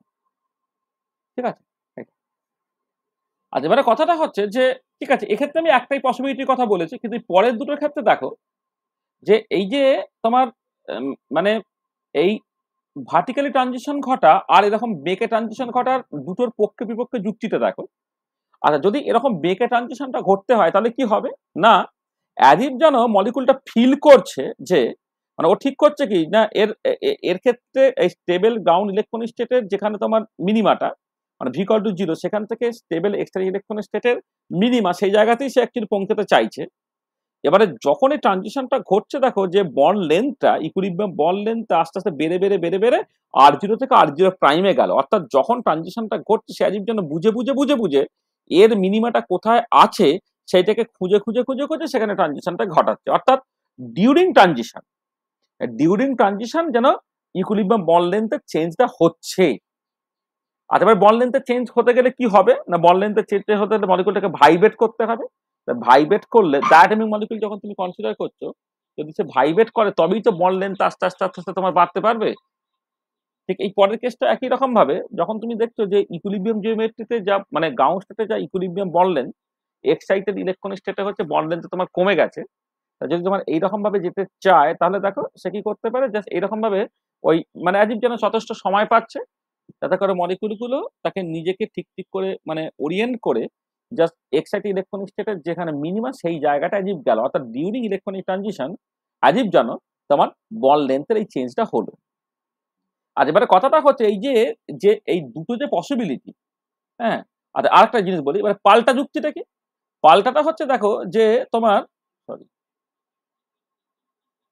পাল্টা যুক্তিটা কি, দেখো যে যখন ট্রানজিশনটা ঘটছে এই এক্সট্যাটিক ইলেকট্রনিক স্টেটে ইকুইলিব্রিয়ামটা মানে ইকুইলিব্রিয়াম বন্ড লেন্থে একই আছে নাকি ডান দিকে সরে আছে নাকি বাঁ দিকে সরে আছে এসব কোনো তোয়াক্কা করছে না, জাস্ট সরাসরি ভার্টিক্যাল ট্রানজিশনটা ঘটছে। মানে ভার্টিক্যাল ট্রানজিশন ঘটছে মানে তার কোনো উপায় নেই, মানে মানে মানে অ্যাজিভ জানো যে ট্রানজিশনটা এত কুইকলি ঘটছে যে ওইটুকু সময়ের মধ্যে মলিকুলটা নিজেকে ঠিক ঠিক করে ভাইব্রেট করে প্রপার ওরিয়েন্টেশনে চলে যাওয়ার সময়ই পাচ্ছে না। এই সবুজ যে ট্রানজিশনটার কথা এখানে বলছি আর কি, এক্ষেত্রে ঠিক একই রকম ভাবে যে সবুজ ট্রানজিশনটার কথা বলছি যে অ্যাজিভ যেন ইলেকট্রনিক ট্রানজিশনটা এত কুইকলি ঘটছে যে ডিউরিং ইলেকট্রনিক ট্রানজিশন মলিকুলার জিওমেট্রিতে কিছু চেঞ্জই হচ্ছে না। এবার কোনটা সত্যি, সত্যি হচ্ছে ভার্টিক্যাল ট্রানজিশনটা। কেন, কারণ জানো যে ইলেকট্রনিক ট্রানজিশনটা এই মলিকুলার ভাইব্রেশনের থেকে প্রায় 100 গুণ ফাস্টার, মানে অন্তত পক্ষে 100 গুণ ফাস্টার, মানে ইউজুয়াল সেন্সে আর কি। তোমার 100 গুণ যদি ফাস্টার হয় দেখা যাচ্ছে যে যখনই তুমি ইউভি ভিজিবল ফোটনটা দিলে তখন গ্রাউন্ড ইলেকট্রনিক স্টেট থেকে হঠাৎ করে এক্সট্রা ইলেকট্রনিক স্টেটে চলে গেল নিমেষেই, ওইটুকু সময়ের মধ্যে কিন্তু মলিকুলটা নড়ে চড়ে বসে তার বল লেন্থটাকে চেঞ্জ করবে, সেই সময়টা তার থাকছে না। মানে এটা অ্যাজিভ কিরকম ব্যাপারটা বলো তো, যে তুমি দেখো ধরো একটা ক্রিকেটে যখন তোমার ফিল্ডিং করে, যখন বাউন্ডারির ধারে ফিল্ডিং হয় তখন দেখবে মানে ফিল্ডার অনেক দূরে দূরে দাঁড়ায়, কারণ এখান থেকে বল মেরেছে, বলটা ধীরে ধীরে ওখানে যাচ্ছে, তখন ফিল্ডারটা নিজে নড়াচড়া করে তার মতো করে সে ঠিক ঠিক পজিশনে গিয়ে ক্যাচটাকে ধরবে। আর হোয়ারাজ যখন কেউ ধরো ওই টেস্ট ম্যাচে হয় না যে ওই যখন একদম শেষের দিকে টেল এন্ডাররা ব্যাট করে তখন একদম যে ব্যাটসম্যানের সামনে একজন ফিল্ডার দাঁড়িয়ে থাকে যে বেসিক্যালি হেলমেট পরে, হ্যাঁ তাহলে ওই যে বাউন্ডারি ধারে ফিল্ডিং করছে সে তার হেলমেট পরে না, তা সে জানে কি যে বল আসতে সময় লাগবে, সেই মতো করে সে নিজেকে ওরিয়েন্ট করে ঠিক ঠিক করে পজিশনটা নিয়ে নিতে পারবে। কিন্তু যে একদম ব্যাটসম্যানের সামনেই যে ফিল্ডিং করছে, সে জানে বলটা এত কুইকলি আসবে সেই সময়ের মধ্যে, সে কিন্তু মুখ টুক মাথাটা সরানোর সময়ই পাবে না। তখন তাকে হেলমেট পড়তে হবে। তখন মানে সেই রিফ্লেক্স অ্যাকশন মানে তখন মানে কি বলবো, সে নিজেকে তার মতো করে কোন পজিশনটা দাঁড়ালে তার পক্ষে সুবিধা হবে, কোন জায়গায় দাঁড়ালে ক্যাচটা সহজে নিতে পারবে, বা কিভাবে সরে গেলে তার মুখে আঘাতটা লাগবে না, সেইটা করার সে সময়ই পাচ্ছে না। তার কারণটা কি? কারণ ওই ব্যাটসম্যানের কাছে যে ফিল্ডারটা আছে তার কাছে বলটা কিন্তু একদম নিমেষেই চলে আসছে। কিন্তু বাউন্ডারির ধারে সে যথেষ্ট সময় পাচ্ছে। তাহলে এই যে ব্যাপারটা যে তোমার ভার্টিক্যাল ট্রানজিশনটাই ঘটবে, জাস্ট এইটা ঘটবে না, এইটা হচ্ছে অ্যালাউড নয়, বা এইটা হচ্ছে অ্যালাউড নয়, হ্যাঁ? এটাই সকল ফ্র্যাঙ্ক কন্ডন প্রিন্সিপাল। তাহলে ফ্র্যাঙ্ক কন্ডন প্রিন্সিপাল কি বলছে?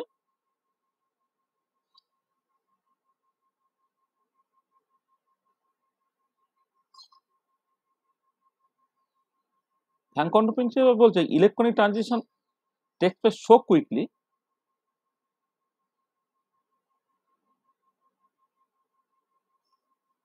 Electronic transition takes place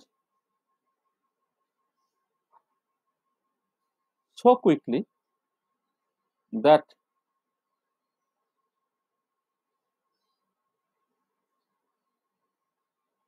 during electronic transition nuclear geometry does not change at all.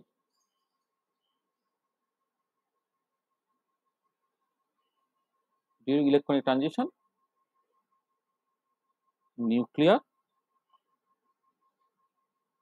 geometry does not change at all.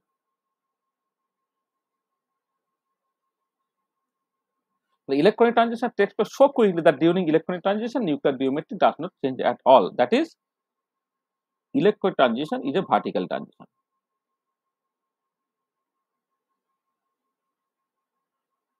Is a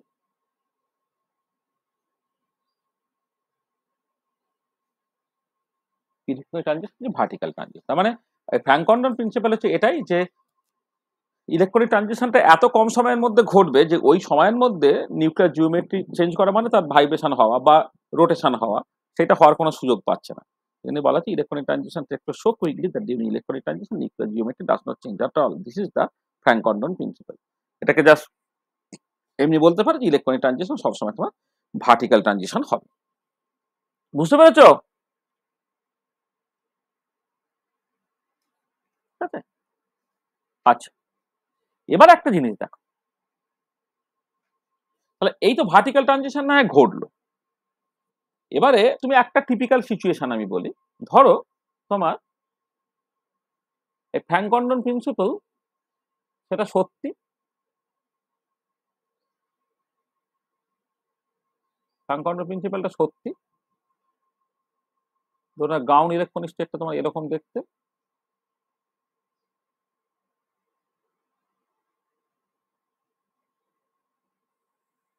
ground electronic স্টেটে V equal two 0 থেকে মূলত ট্রানজিশনটা ঘটছে। এটা হচ্ছে stable ground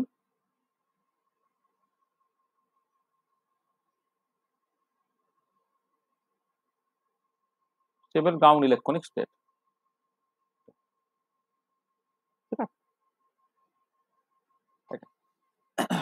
এবারে এই যে গ্রাউন্ড ইলেকট্রনিক স্টেটটা, ছবিটা খুব ভালো করে আঁকতে দেখতে হবে।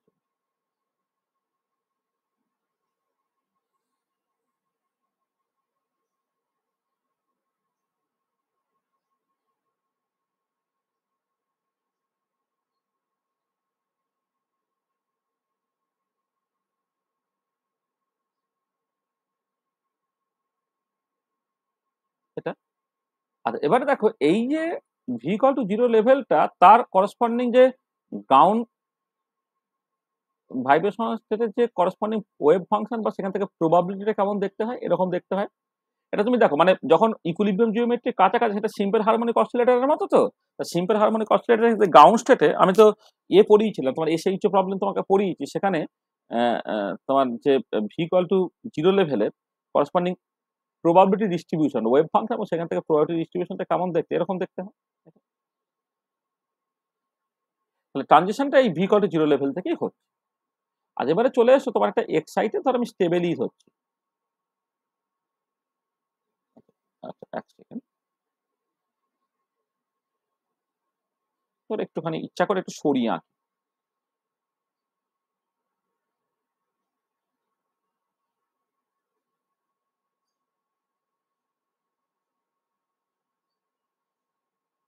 তো এইটা হচ্ছে তোমার একটা স্টেবল এক্সাইটেড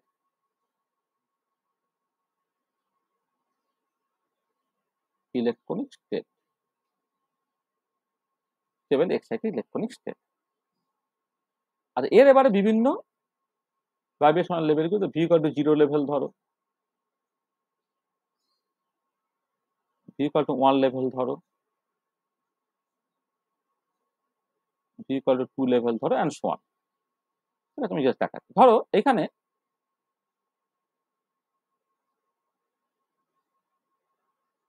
গ্রাউন্ড লেভেলটা এরকম দেখতে, এটা কেমন দেখতে? এরকম দেখতে। এটা কেমন দেখতে?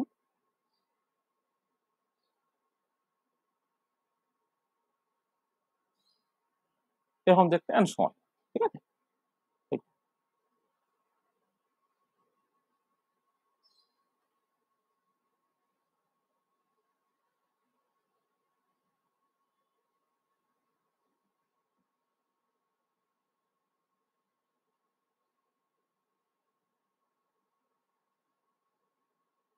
এরকম দেখতে, অ্যান্ড সো অন। হাতে এবারে যেটা কথা হচ্ছে যে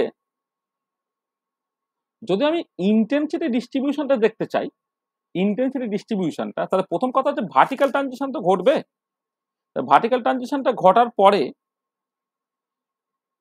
তোমার যখন সে যাচ্ছে, ধরো একটা ভার্টিক্যালি ট্রানজিশনটা হলো,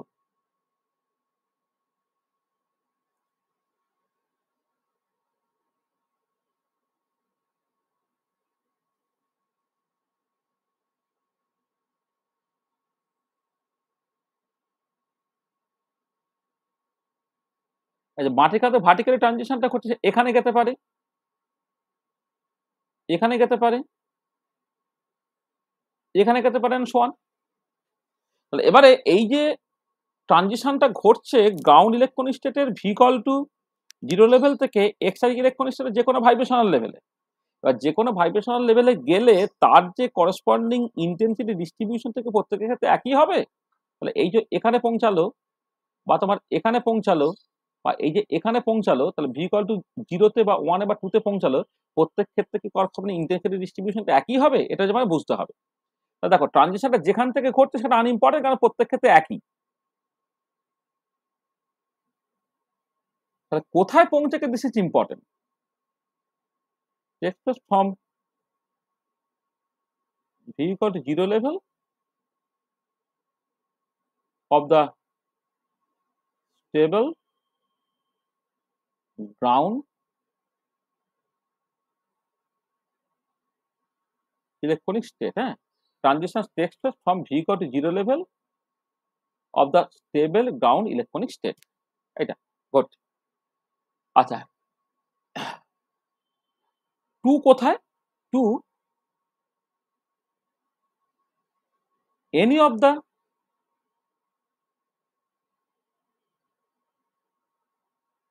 vibrational level of a, ধরে নাও, stable excited electronic state, এটা। তাহলে V equal to zero level থেকে এক্সাইটিক ইলেকট্রনিক স্টেটের যে কোনো ভাইব্রেশনাল লেভেলে পৌঁছালে, এটাকে আমি ভি প্রাইম দিয়ে দেখাচ্ছি, ভি প্রাইম ইকুয়াল টু 0 1 2 ইত্যাদি ইত্যাদি। Transition takes place from V equal to zero level of the stable ground electronic state to any of the vibrational levels of the stable excited electronic state obeying the হ্যাং Condon principle. Franck Condon প্রিন্সিপালটা obey করে এইটা তোমায় হলো। হ্যাঁ, obeying the Franck Condon principle. আচ্ছা, এবারে কথা হচ্ছে যে যেখানে যাচ্ছে দেখো, এবং ফ্র্যাঙ্ক কন্ডন প্রিন্সিপাল ভার্টিক্যাল ট্রানজিশনটা ঘটছে। এবারে কথা হচ্ছে ইফ ইট এন্ডস বা ট্রানজিশনটা ঘটার পরে ends at a position where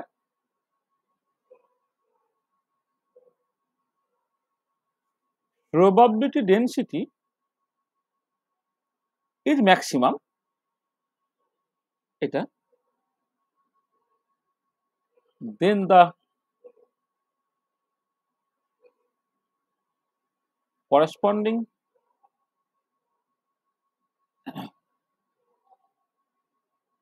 band will be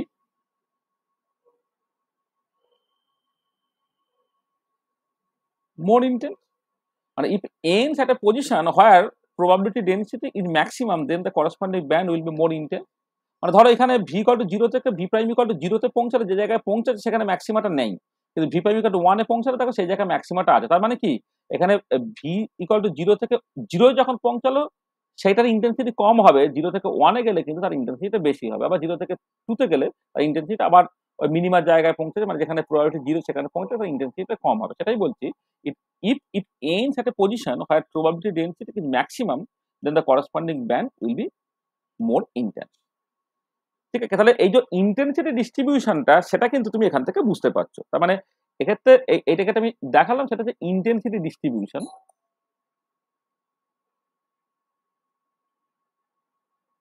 হ্যাঁ, ইন্টেন্সিটি ডিস্ট্রিবিউশন অফ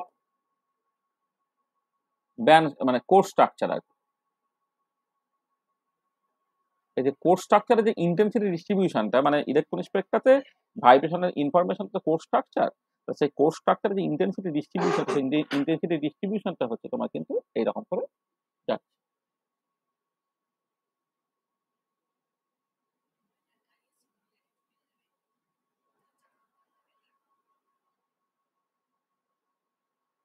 আচ্ছা, একটুখানি তোমরা এটা একটু দেখো, হ্যাঁ আমি 1 মিনিট একটু আসছি। বলা যায়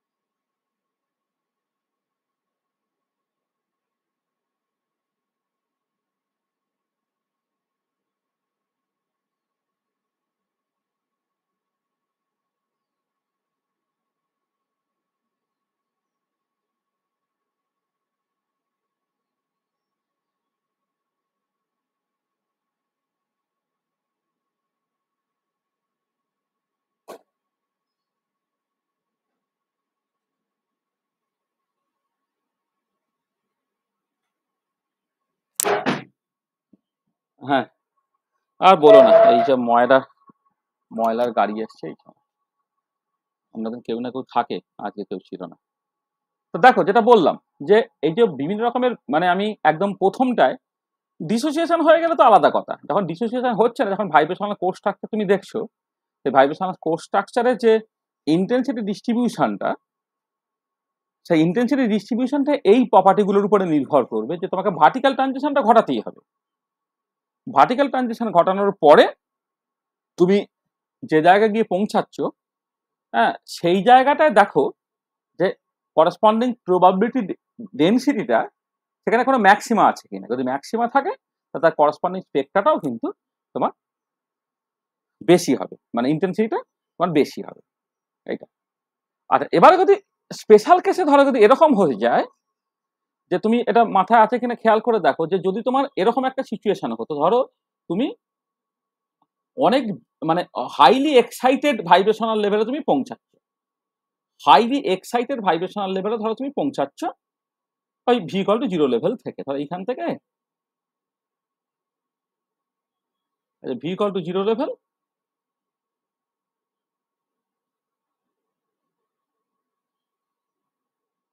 এটা হচ্ছে স্টেবল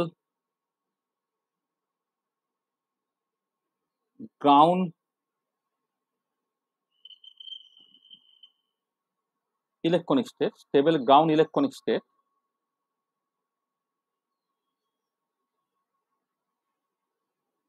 আলপট করা হচ্ছে। আচ্ছা, এবারে তুমি এখানে ধরো পৌঁছাচ্ছ, চলে এসছে এরকম একটা বললাম তোমার,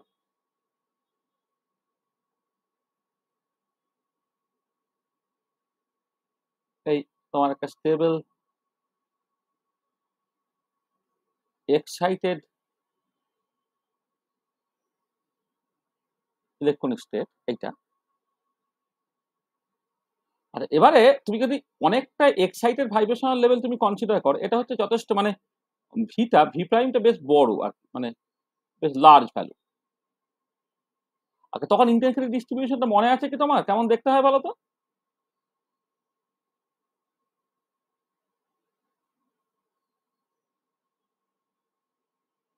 মনে আছে সে ক্লাসিক্যালি যেমন হয় যে দু পাশে ইন্টেন্সিটি ডিস্ট্রিবিউশনটা ম্যাক্সিমাম হবে, মাঝখানে কম হবে। তো এরকম যদি সিচুয়েশন হয় তাহলে কি হবে, তাহলে দেখো তুমি যখন ভার্টিক্যাল ট্রানজিশনটা ঘটাবে, হ্যাঁ, বা আমি তার আগেরটা বলছি, এগুলো সব মানে ভাইব্রেশন লেভেলগুলো খুব এক্সাইটেড মানে অনেক মানে বেশি ধরো, তাহলে এটার ক্ষেত্রে কেমন দেখতে হবে,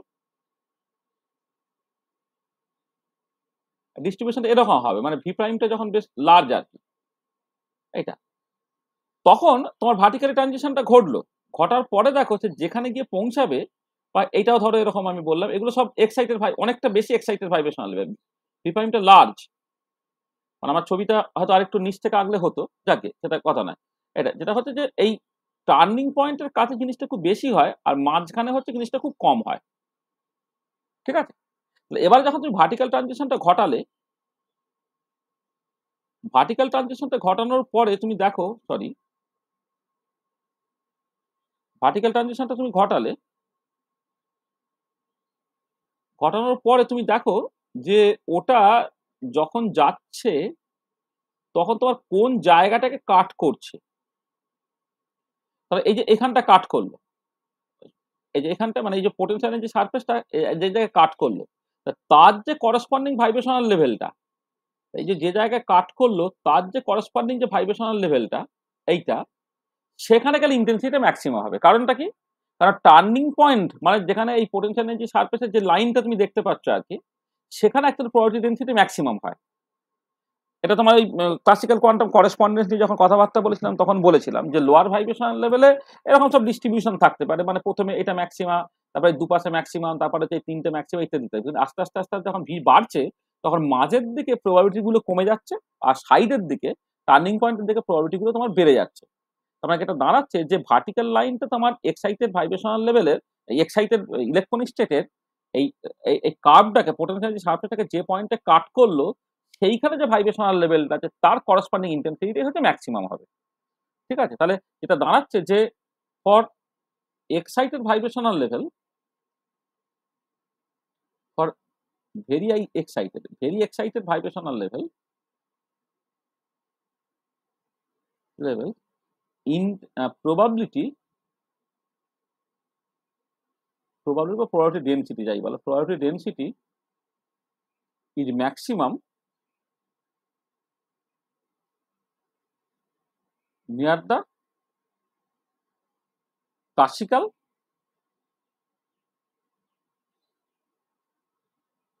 turning point. Hence, after vertical transition,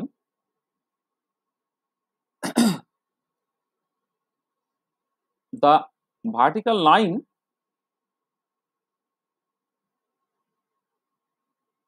intersects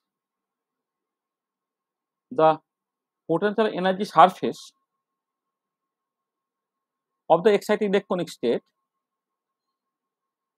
intersects the potential energy surface of the stable excited electronic state at a point. Hence, after vertical transition, the vertical line intersects the potential energy surface of the stable excited electronic state at a point. At a point, the vibrational level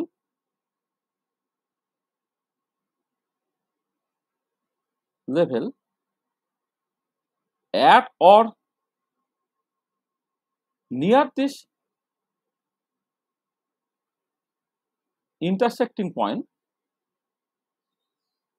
will give the most intense vibrational core structure. তাহলে আমি আগেরটা যেমন যে জায়গায় পৌঁছেছে সেখানে intensity maximum হলে সেটা হচ্ছে মোর ইন্টেন্স হবে। তাহলে এখানে কি হচ্ছে, এখানে যদি এই যে ভাইব্রেশনাল লেভেলগুলো যথেষ্ট এক্সাইটেড ভাইব্রেশনাল লেভেল হয়, মানে আমি গ্রাউন্ড ভাইব্রেশনাল লেভেলগুলোকে কম কনসিডার করছি, মানে এক্সাইটেড ভাইব্রেশনাল লেভেল হয়, তখন হচ্ছে টার্নিং পয়েন্টের কাছেই হচ্ছে প্রবাবিলিটি ম্যাক্সিমাম হয়। তার মানে টার্নিং পয়েন্ট মানে এই যে পোটেনশিয়াল যে সারফেসটাকে বলা হচ্ছে সেই পোটেনশিয়াল সারফেসের কাছে যেগুলো, মানে এই যে এর কাছাকাছি যেগুলো, এগুলো যেটা আমি ছবিতে দেখাচ্ছি। এবার তুমি কি ভার্টিক্যাল লাইনটাকে টানলে, তার ভার্টিক্যাল লাইনটাকে টানার পরে তুমি দেখো এই পোটেনশিয়াল যে সারফেসটাকে কোন জায়গায় কাট করছে, ধরো এখানে কাট করলো, তার যে করসপন্ডিং ভাইব্রেশনাল লেভেলটা সেটাই তোমাকে মোস্ট ইন্টেন্স লাইন দিল। বুঝতে পারলে? তাহলে এটা হচ্ছে যখন প্রবাবিলিটিটা ম্যাক্সিমাম হয়ে যাবে, এবং ওই জন্য দেখবে যে যখন ওই যেমন এই দুটো মানে পোটেনশিয়াল যে সারফেস যখন ইন্টারসেক্ট করে, তখন একটা থেকে আরেকটা চলে যাওয়াটা হচ্ছে সবসময় টার্নিং পয়েন্টের কাজ দিয়ে হয় আর কি, মানে মাঝখান থেকে হয় না, হয়তো টার্নিং পয়েন্টের কাজ দিয়ে হয়। আমি যখন পরে ইন্টার সিস্টেম ক্রসিং বা ইন্টারনাল কনভার্সন এই ফেনোমেনন গুলোকে বলবো, তখন দেখবে তোমাকে পরিষ্কার করে আমি বোঝাবো যে তোমার ওই মানে সবসময় দুটো পোটেনশিয়াল যখন, মানে এখানেও দেখবো আমি এইখানে একটা যেমন প্রি ডিসোসিয়েশন যখন কনসিডার করেছিলাম না, এই যে প্রি ডিসোসিয়েশনে, তাহলে এইখানে কিন্তু এই ট্রানজিশনটা ঘটবে এইখান থেকে নয়, এইখান থেকে তোমার এই জায়গাটা হচ্ছে প্রবাবিলিটিটা বেশি বলে এইখানটা পার্টিকেল বেশি থাকতে চায়, মানে এই পয়েন্ট এই জায়গা থ্রু দিয়েই কিন্তু একটা লেভেল থেকে আর একটা লেভেলে কিন্তু যাবে। এইটা এটা ইন্টার সিস্টেম ক্রসিং বা ইন্টারনাল কনভার্সনের ক্ষেত্রে এখানে দুটো ইলেকট্রনিক এনার্জি তোমার এখন ইন্টারসেক্ট করা গল্প থাকবে, তখন দেখবে তুমি পুরো জিনিসটাকে বুঝতে পারবে। তার মানে এমনিতে হচ্ছে যে যদি তুমি লোয়ার ভাইব্রেশনাল লেভেলে ট্রানজিশনটাকে করো, তাহলে ভি প্রাইম ইকুয়াল টু 0 বা 1 বা 2 তার একটা প্রবাবিলিটি ডিস্ট্রিবিউশন আছে। তো সেই মতো করে তুমি দেখো যে যেখানে গিয়ে শেষ করছো তুমি সেখানে কোনো ম্যাক্সিমা আছে কিনা, তাহলে ম্যাক্সিমা থাকলে তার করসপন্ডিং ইন্টেন্সিটিটা বেশি হবে। আর যখন তোমার হাইলি এক্সাইটেড ভাইব্রেশনাল লেভেলে তুমি পৌঁছাবে, হাইলি এক্সাইটেড ভাইব্রেশনাল লেভেলে কিন্তু ম্যাক্সিমাটা টার্নিং পয়েন্টের ক্ষেত্রে সবচেয়ে বেশি। টার্নিং পয়েন্টের কাছে যদি বেশি হয়, তাহলে ভার্টিক্যাল লাইনটা এই করসপন্ডিং পোটেনশিয়াল এনার্জি সারফেসটাকে যে পয়েন্টে কাট করছে তার কাছে যে ভাইব্রেশনাল লেভেলটা আছে আর কি, সেটাই তোমাকে মোস্ট ইন্টেন্স কোর স্ট্রাকচারটা দেবে। বুঝতে পেরেছো এটা? তাহলে আমি দেখো ফ্র্যাঙ্ক কন্ডন প্রিন্সিপাল এবং সেইখান থেকে ভাইব্রেশনাল কোর স্ট্রাকচার ইন্টেন্সিটি ডিস্ট্রিবিউশনটাকে দেখলাম। আর এখানে একটা জিনিস ইম্পর্টেন্ট জিনিস বলে নিই, সেটা হচ্ছে তোমরা বর্ন ওপেনহাইমার অ্যাপ্রক্সিমেশন শুনেছিলে, যে বর্ন ওপেনহাইমার অ্যাপ্রক্সিমেশন মূলত মলিকুলার স্পেকট্রোস্কোপির ক্ষেত্রে এরকম ভাবে বলা হয় যে তোমার যেহেতু তোমার ধরো electronic motion, vibrational motion, rotational motion, তাদের টাইম স্কেল বা ফ্রিকোয়েন্সি স্কেলে অনেকটা গ্যাপ আছে, সেখানে প্রত্যেকটা মোশনকে তুমি ইন্ডিপেন্ডেন্ট ইচ আদার হিসেবে ভাবতে পারছো। তাহলে এক্ষেত্রেও দেখো যে কেন ভার্টিক্যাল ট্রানজিশনটা হলো, কারণ ভার্টিক্যাল ট্রানজিশন মানে electronic transition takes so quickly that during electronic transition nuclear geometry does not change at all. তার মানে এই যে ইলেকট্রনিক মোশন এবং ভাইব্রেশনাল মোশনের মধ্যে টাইম স্কেলের অনেকটা গ্যাপ বা ফ্রিকোয়েন্সি স্কেলের অনেকটা গ্যাপ, সেই জন্য তুমি যখন ইলেকট্রনিক ট্রানজিশনটাকে দেখছো তখন ভাইব্রেশনটাকে নিয়ে মাথা ঘামানোর দরকার পড়ছে না। ঠিক আছে? তাহলে এটাই তো ফ্র্যাঙ্ক কন্ডন প্রিন্সিপাল। তার মানে ব্যাপারটা কি হলো, দেখা যায় Franck Condon principle is a consequence of Born Oppenheimer approximation. সেটা একটা অ্যাডিশনাল ইনফরমেশন হিসেবে তুমি মাথায় রেখে দাও, যেটা ভীষণ কাজের, যে Franck Condon principal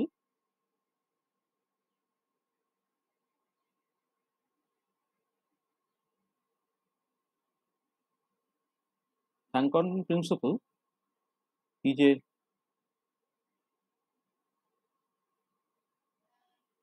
consequence of Born, Oppenheimer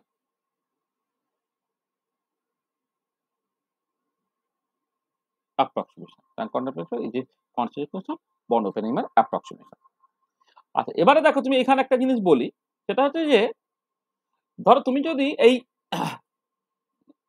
মানে ইন্টেন্সিটিটাকে দেখো না,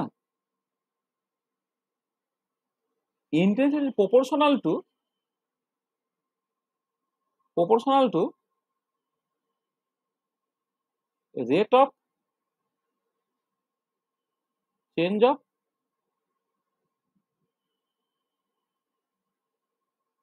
ট্রানজিশন প্রবাবিলিটি। যে ট্রানজিশন প্রবাবিলিটিকে ডিপি বাই ডিটি এইরকম ভাবে লেখা হয়। আচ্ছা, এবারে এই অ্যাকর্ডিং টু ফেরমি গোল্ডেন রুল, এটা আমি বলেছিলাম ফেরমি গোল্ডেন রুলটা মনে পড়ছে কিনা দেখো, যে ডিপি বাই ডিটিটা হয় হচ্ছে 8 pi cube by 3h square into transition moment integral তার স্কোয়ার ইন্টু রো। এইটা রোটা হচ্ছে তোমার বেসিক্যালি ওই ফোটন ডেনসিটি আর কি, বা লাইট ডেনসিটি। তার মানে এটা দাঁড়াচ্ছে ultimately this is proportional to ultimately এই mu M N modulus square, যেখানে হয় মিউ এম এনটাকে বলা হয় ট্রানজিশন মোমেন্ট ইন্টিগ্রাল, মনে আছে? এটাকে ট্রানজিশন মোমেন্ট ইন্টিগ্রাল বা টিএমআই এইটা। আচ্ছা, এবারে এইটা অ্যাকচুয়ালি কি দেখো, এইখানে এইটা হচ্ছে তোমার বেসিক্যালি এদিকে একটা ডাইপোল মোমেন্ট অপারেটর থাকে, এই দিকে হচ্ছে যে লেভেল থেকে ট্রানজিশন করছে সেইটা, মানে যদি এম এম এবং এন এই দুটো লেভেলের মধ্যে ট্রানজিশনটা ঘটে, তাহলে ট্রানজিশন মোমেন্ট ইন্টিগ্রালটা কিন্তু বাই ডেফিনেশন হচ্ছে সাই এম মিউ সাই এন এইটা। আচ্ছা, এবার দেখো এইখানে তো তোমার বেসিক্যালি ইলেকট্রনিক স্টেট তার সঙ্গে ভাইব্রেশনাল স্টেট ইনভলভ আছে, তার মানে সাই এম এ ইলেকট্রনিক তার সঙ্গে পুরো একটা ভাইব্রেশনাল লেভেল ইনভলভ আছে। ধরে নাও এই গ্রাউন্ড ভাইব্রেশনাল লেভেলটা ধরে নাও ভি, এখানে ইলেকট্রনিক ডাইপোল মোমেন্ট অপারেটর হলো। এবারে আর একটা ইলেকট্রনিক স্টেট তার সঙ্গে একটা ভাইব্রেশনাল লেভেল ইনভলভ আছে, ধরুন এটা ভি প্রাইম, এটা ভাইব্রেশনাল লেভেল এইটা মডিউলাস স্কয়ার এইটা। এই এই মিউটা হচ্ছে তোমার ইলেকট্রনিক ডাইপোল মোমেন্ট অপারেটর, মানে মিউটা হচ্ছে, যেখানে বলে নি যে মিউটা হচ্ছে তোমার electronic dipole moment operator.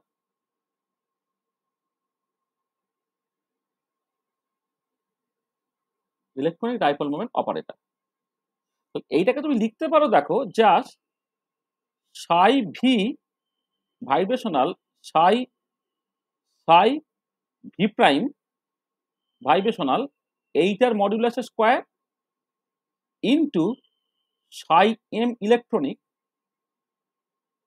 Dipole moment operator psi N electronic. কারণ এই ডাইপোল মোমেন্ট অপারেটরটা সেইটা হচ্ছে শুধুমাত্র ইলেকট্রনিক স্টেটকে ইনভলভ করছে, ডাইপোল মোমেন্ট অপারেটর কিন্তু শুধুমাত্র ইলেকট্রনিক স্টেটকে ইনভলভ করছে, সেই জন্য এই একটা পার্ট রইলে এইটা রয়ে গেল। তাহলে এই যে পার্টটা, এই পার্টটাকে বলা হবে Franck Condon factor.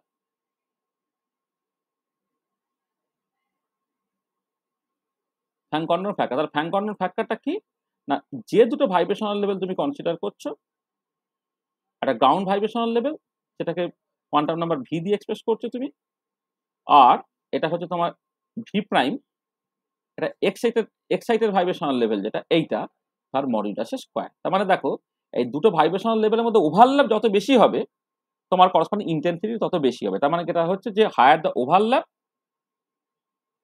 Higher the overlap between two vibrational level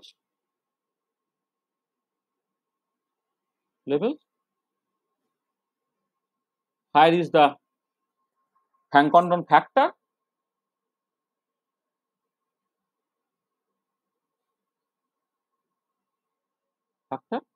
and higher is the intensity. তাহলে একটুখানি অঙ্ক কষে যদি তুমি দেখো, তাহলে জাস্ট বেসিক্যালি হচ্ছে এইটা, যে ইন্টেন্সিটিটা তোমার ইলেকট্রনিক ট্রানজিশন করছে, কিন্তু ইলেকট্রনিক ট্রানজিশনের সঙ্গে সঙ্গে ভাইব্রেশনাল লেভেলগুলো তোমার ইনভলভ হয়ে গেছে। ঠিক আছে? তার মানে তুমি যখন একটা মানে এই যে সাই এম আর সাই এন মানে একটা গ্রাউন্ড ইলেকট্রনিক স্টেট আর এক্সট্রা ইলেকট্রনিক স্টেট। বাঁ দিক থেকে যদি গ্রাউন্ড ইলেকট্রনিক স্টেট হয়, ডান দিক থেকে যদি এক্সট্রা ইলেকট্রনিক স্টেট হয়, তাহলে তার একটা গ্রাউন্ড ভাইব্রেশনাল লেভেল ইনভলভ, একটা এক্সাইটেড ভাইব্রেশনাল লেভেল ইনভলভ, একটাকে ভি কোয়ান্টাম নাম্বার দিয়ে বোঝানো হচ্ছে, একটা ভি প্রাইম কোয়ান্টাম নাম্বার দিয়ে বোঝানো হচ্ছে। তাহলে করার পরে তুমি যেটা দেখতে পেলে, এই যে ফ্যাক্টরটা, এটা হচ্ছে তোমার basically Franck Condon factor. Franck Condon ফ্যাক্টরটা বেসিক্যালি রিপ্রেজেন্ট, এটা কি দুটো ভাইব্রেশনাল লেভেলের মধ্যে ওভারল্যাপটা রিপ্রেজেন্ট করে। যত বেশি ওভারল্যাপ হবে তত বড় হচ্ছে ফ্র্যাঙ্ক কন্ডন ফ্যাক্টর, আর তত বেশি তোমার ইন্টেন্সিটি হবে। ঠিক আছে, বোঝা গেল এটা?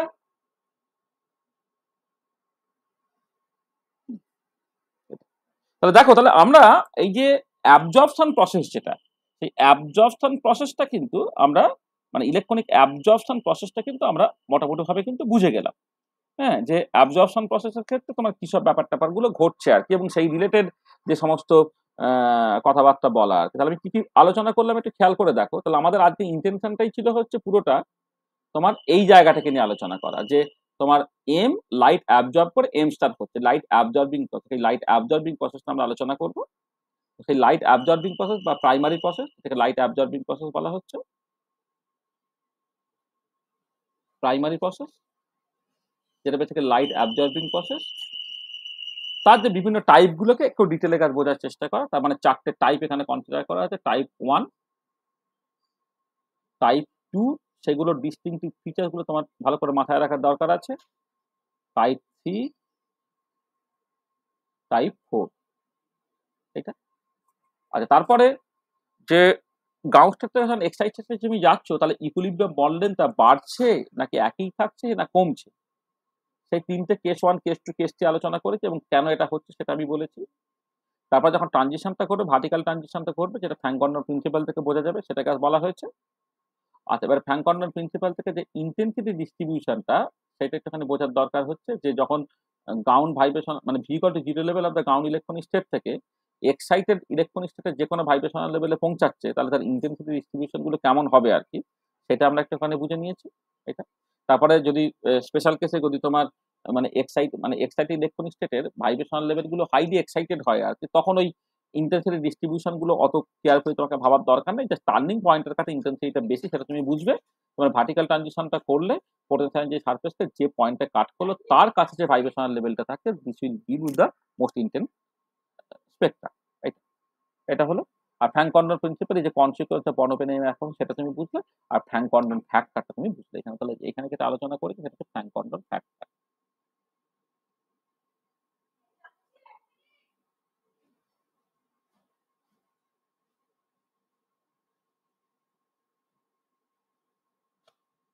Frank Condon factor. ঠিক আছে?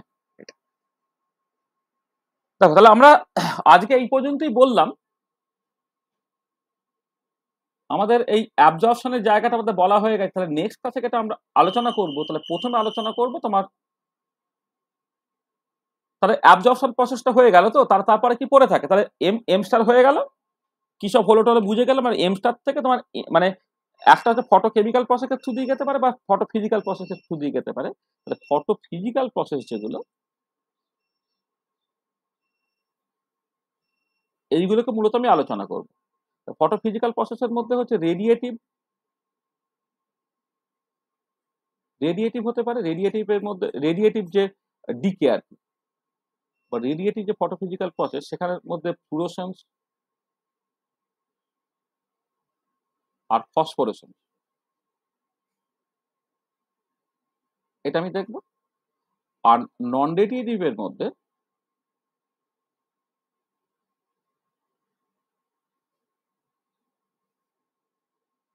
হ্যাঁ, তো মানে যেখানে মানে ওই যে না এম স্টার থেকে এম এ এলো প্লাস লাইট ছেড়ে দিয়ে, এম স্টার থেকে এম এ এলো মানে হিট ছেড়ে দিয়ে, সেখানে দুটো জিনিস খুব ইম্পর্টেন্ট। একটা হচ্ছে ইন্টারনাল কনভার্সন,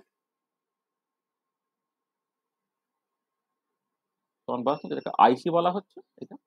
আর একটা হচ্ছে ইন্টার সিস্টেম কসিং।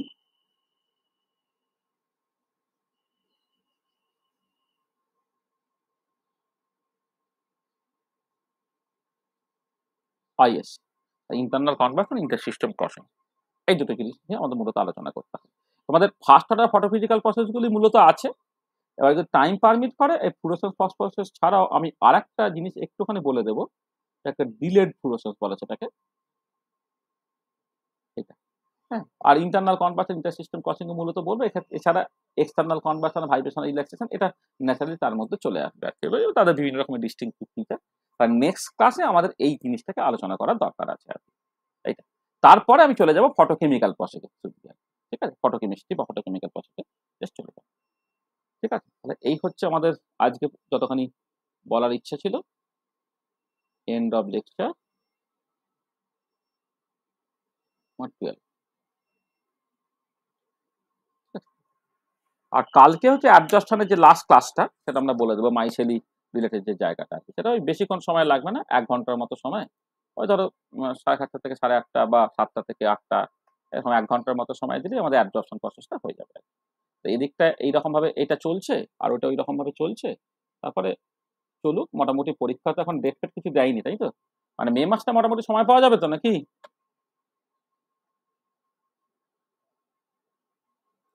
কি গো, তোমাদের কি পরীক্ষা কোনো ডেট ফেট দিয়েছে?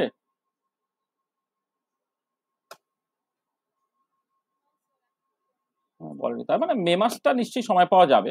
মে মাসের মধ্যে আমাদের যেমন করে 2টো করে ক্লাস করলেই ওই, আর তো 2টো মতো ক্লাস লাগবে হচ্ছে, 2টো থেকে 3টে ক্লাস লাগবে হচ্ছে এদিকের পার্টটা, আর ওইদিকে তোমার ক্লাস লাগবে অ্যাডজর্পশনে একটা, কলয়েডের 2টো 3টে, ও 3-4টে ক্লাস, 4টে খান 4-5 ক্লাস লাগবে ম্যাক্সিমাম। ও টোটাল মানে এটা একদিন এটা একদিন করলে আশা করা যায় তোমার মে মাসের 20 তারিখের মধ্যে সিলেবাসটা শেষ হয়ে যাবে এক্সপেক্টেড আর কি। তারপর আমরা কিছু কোশ্চেন অ্যান্সার আলোচনা করবো যদি পরীক্ষা হতে তোমার দেরি হয়। তাহলে তোমার ওই যাদেরই মানে মানে তোমরা যারা সব পড়ছো তাদের কোনো একজন ধরো যদি পরীক্ষার ডেট বলে দেয়, তাহলে বলবে আমি সেই দিনটাকেই টার্গেট হিসেবে ধরে তার দিন 10 আগে সিলেবাস শেষ করে দেওয়ার চেষ্টা করবো, ঠিক আছে। খুব তাড়াতাড়ি করে সিলেবাস শেষ করে দিয়ে খুব একটা লাভও হয় না, কারণ মানে তখন ওই মনে হয় মানে কাটছাট করে পড়ানো হয়ে যায়। আমি চাইছি যে মোটামুটি ভাবে ততখানি তুমি পড়ে নাও যতখানি পড়লে তোমার পরবর্তীকালে নেট বা ইত্যাদি পরীক্ষাতেও তোমার কোনো অসুবিধা হবে না। হ্যাঁ, সেই পর্যন্ত অন্তত করা থাক। হ্যাঁ, কলেজে হয়তো দেখবে আর একটু ছোট করে অনেক কিছু করে ফেলছে, আমি আর আননেসেসারি কেনই ছোট করবো, আমার তো সিলেবাস শেষ হতে কখনোই অসুবিধা হচ্ছে না। তোমাদের তো একদিন পড়ছো, কি কোনোদিন কি সিলেবাস কি শেষ টেস্ট করে দিয়ে বা সিলেবাস প্রপার সময় শেষ হয়নি এরকম কেউ হয়েছে কখনো? এটা হয়েছে নাকি হয়নি? বলো, তোমরা খুলে বলো বাবা, মনে কোনো দুঃখ না রেখে। হুম, তাহলে আমি কেনই বা তাড়াহুড়ো করে মানে খুব মানে খাপছাড়া করে মানে একটুখানি মানে কেন পড়াতে যাবো? আমি তো সময় দিচ্ছি, তোমরাও একটুখানি করো না। করে মোটামুটি ভাবে যতখানি করলে তুমি অন্যগুলোর থেকে একটুখানি এগিয়ে থাকতে পারো সেই পর্যন্ত করে নাও, ঠিক আছে? তো আজকে এই পর্যন্তই রইলো। হুম, রেখে দিচ্ছি।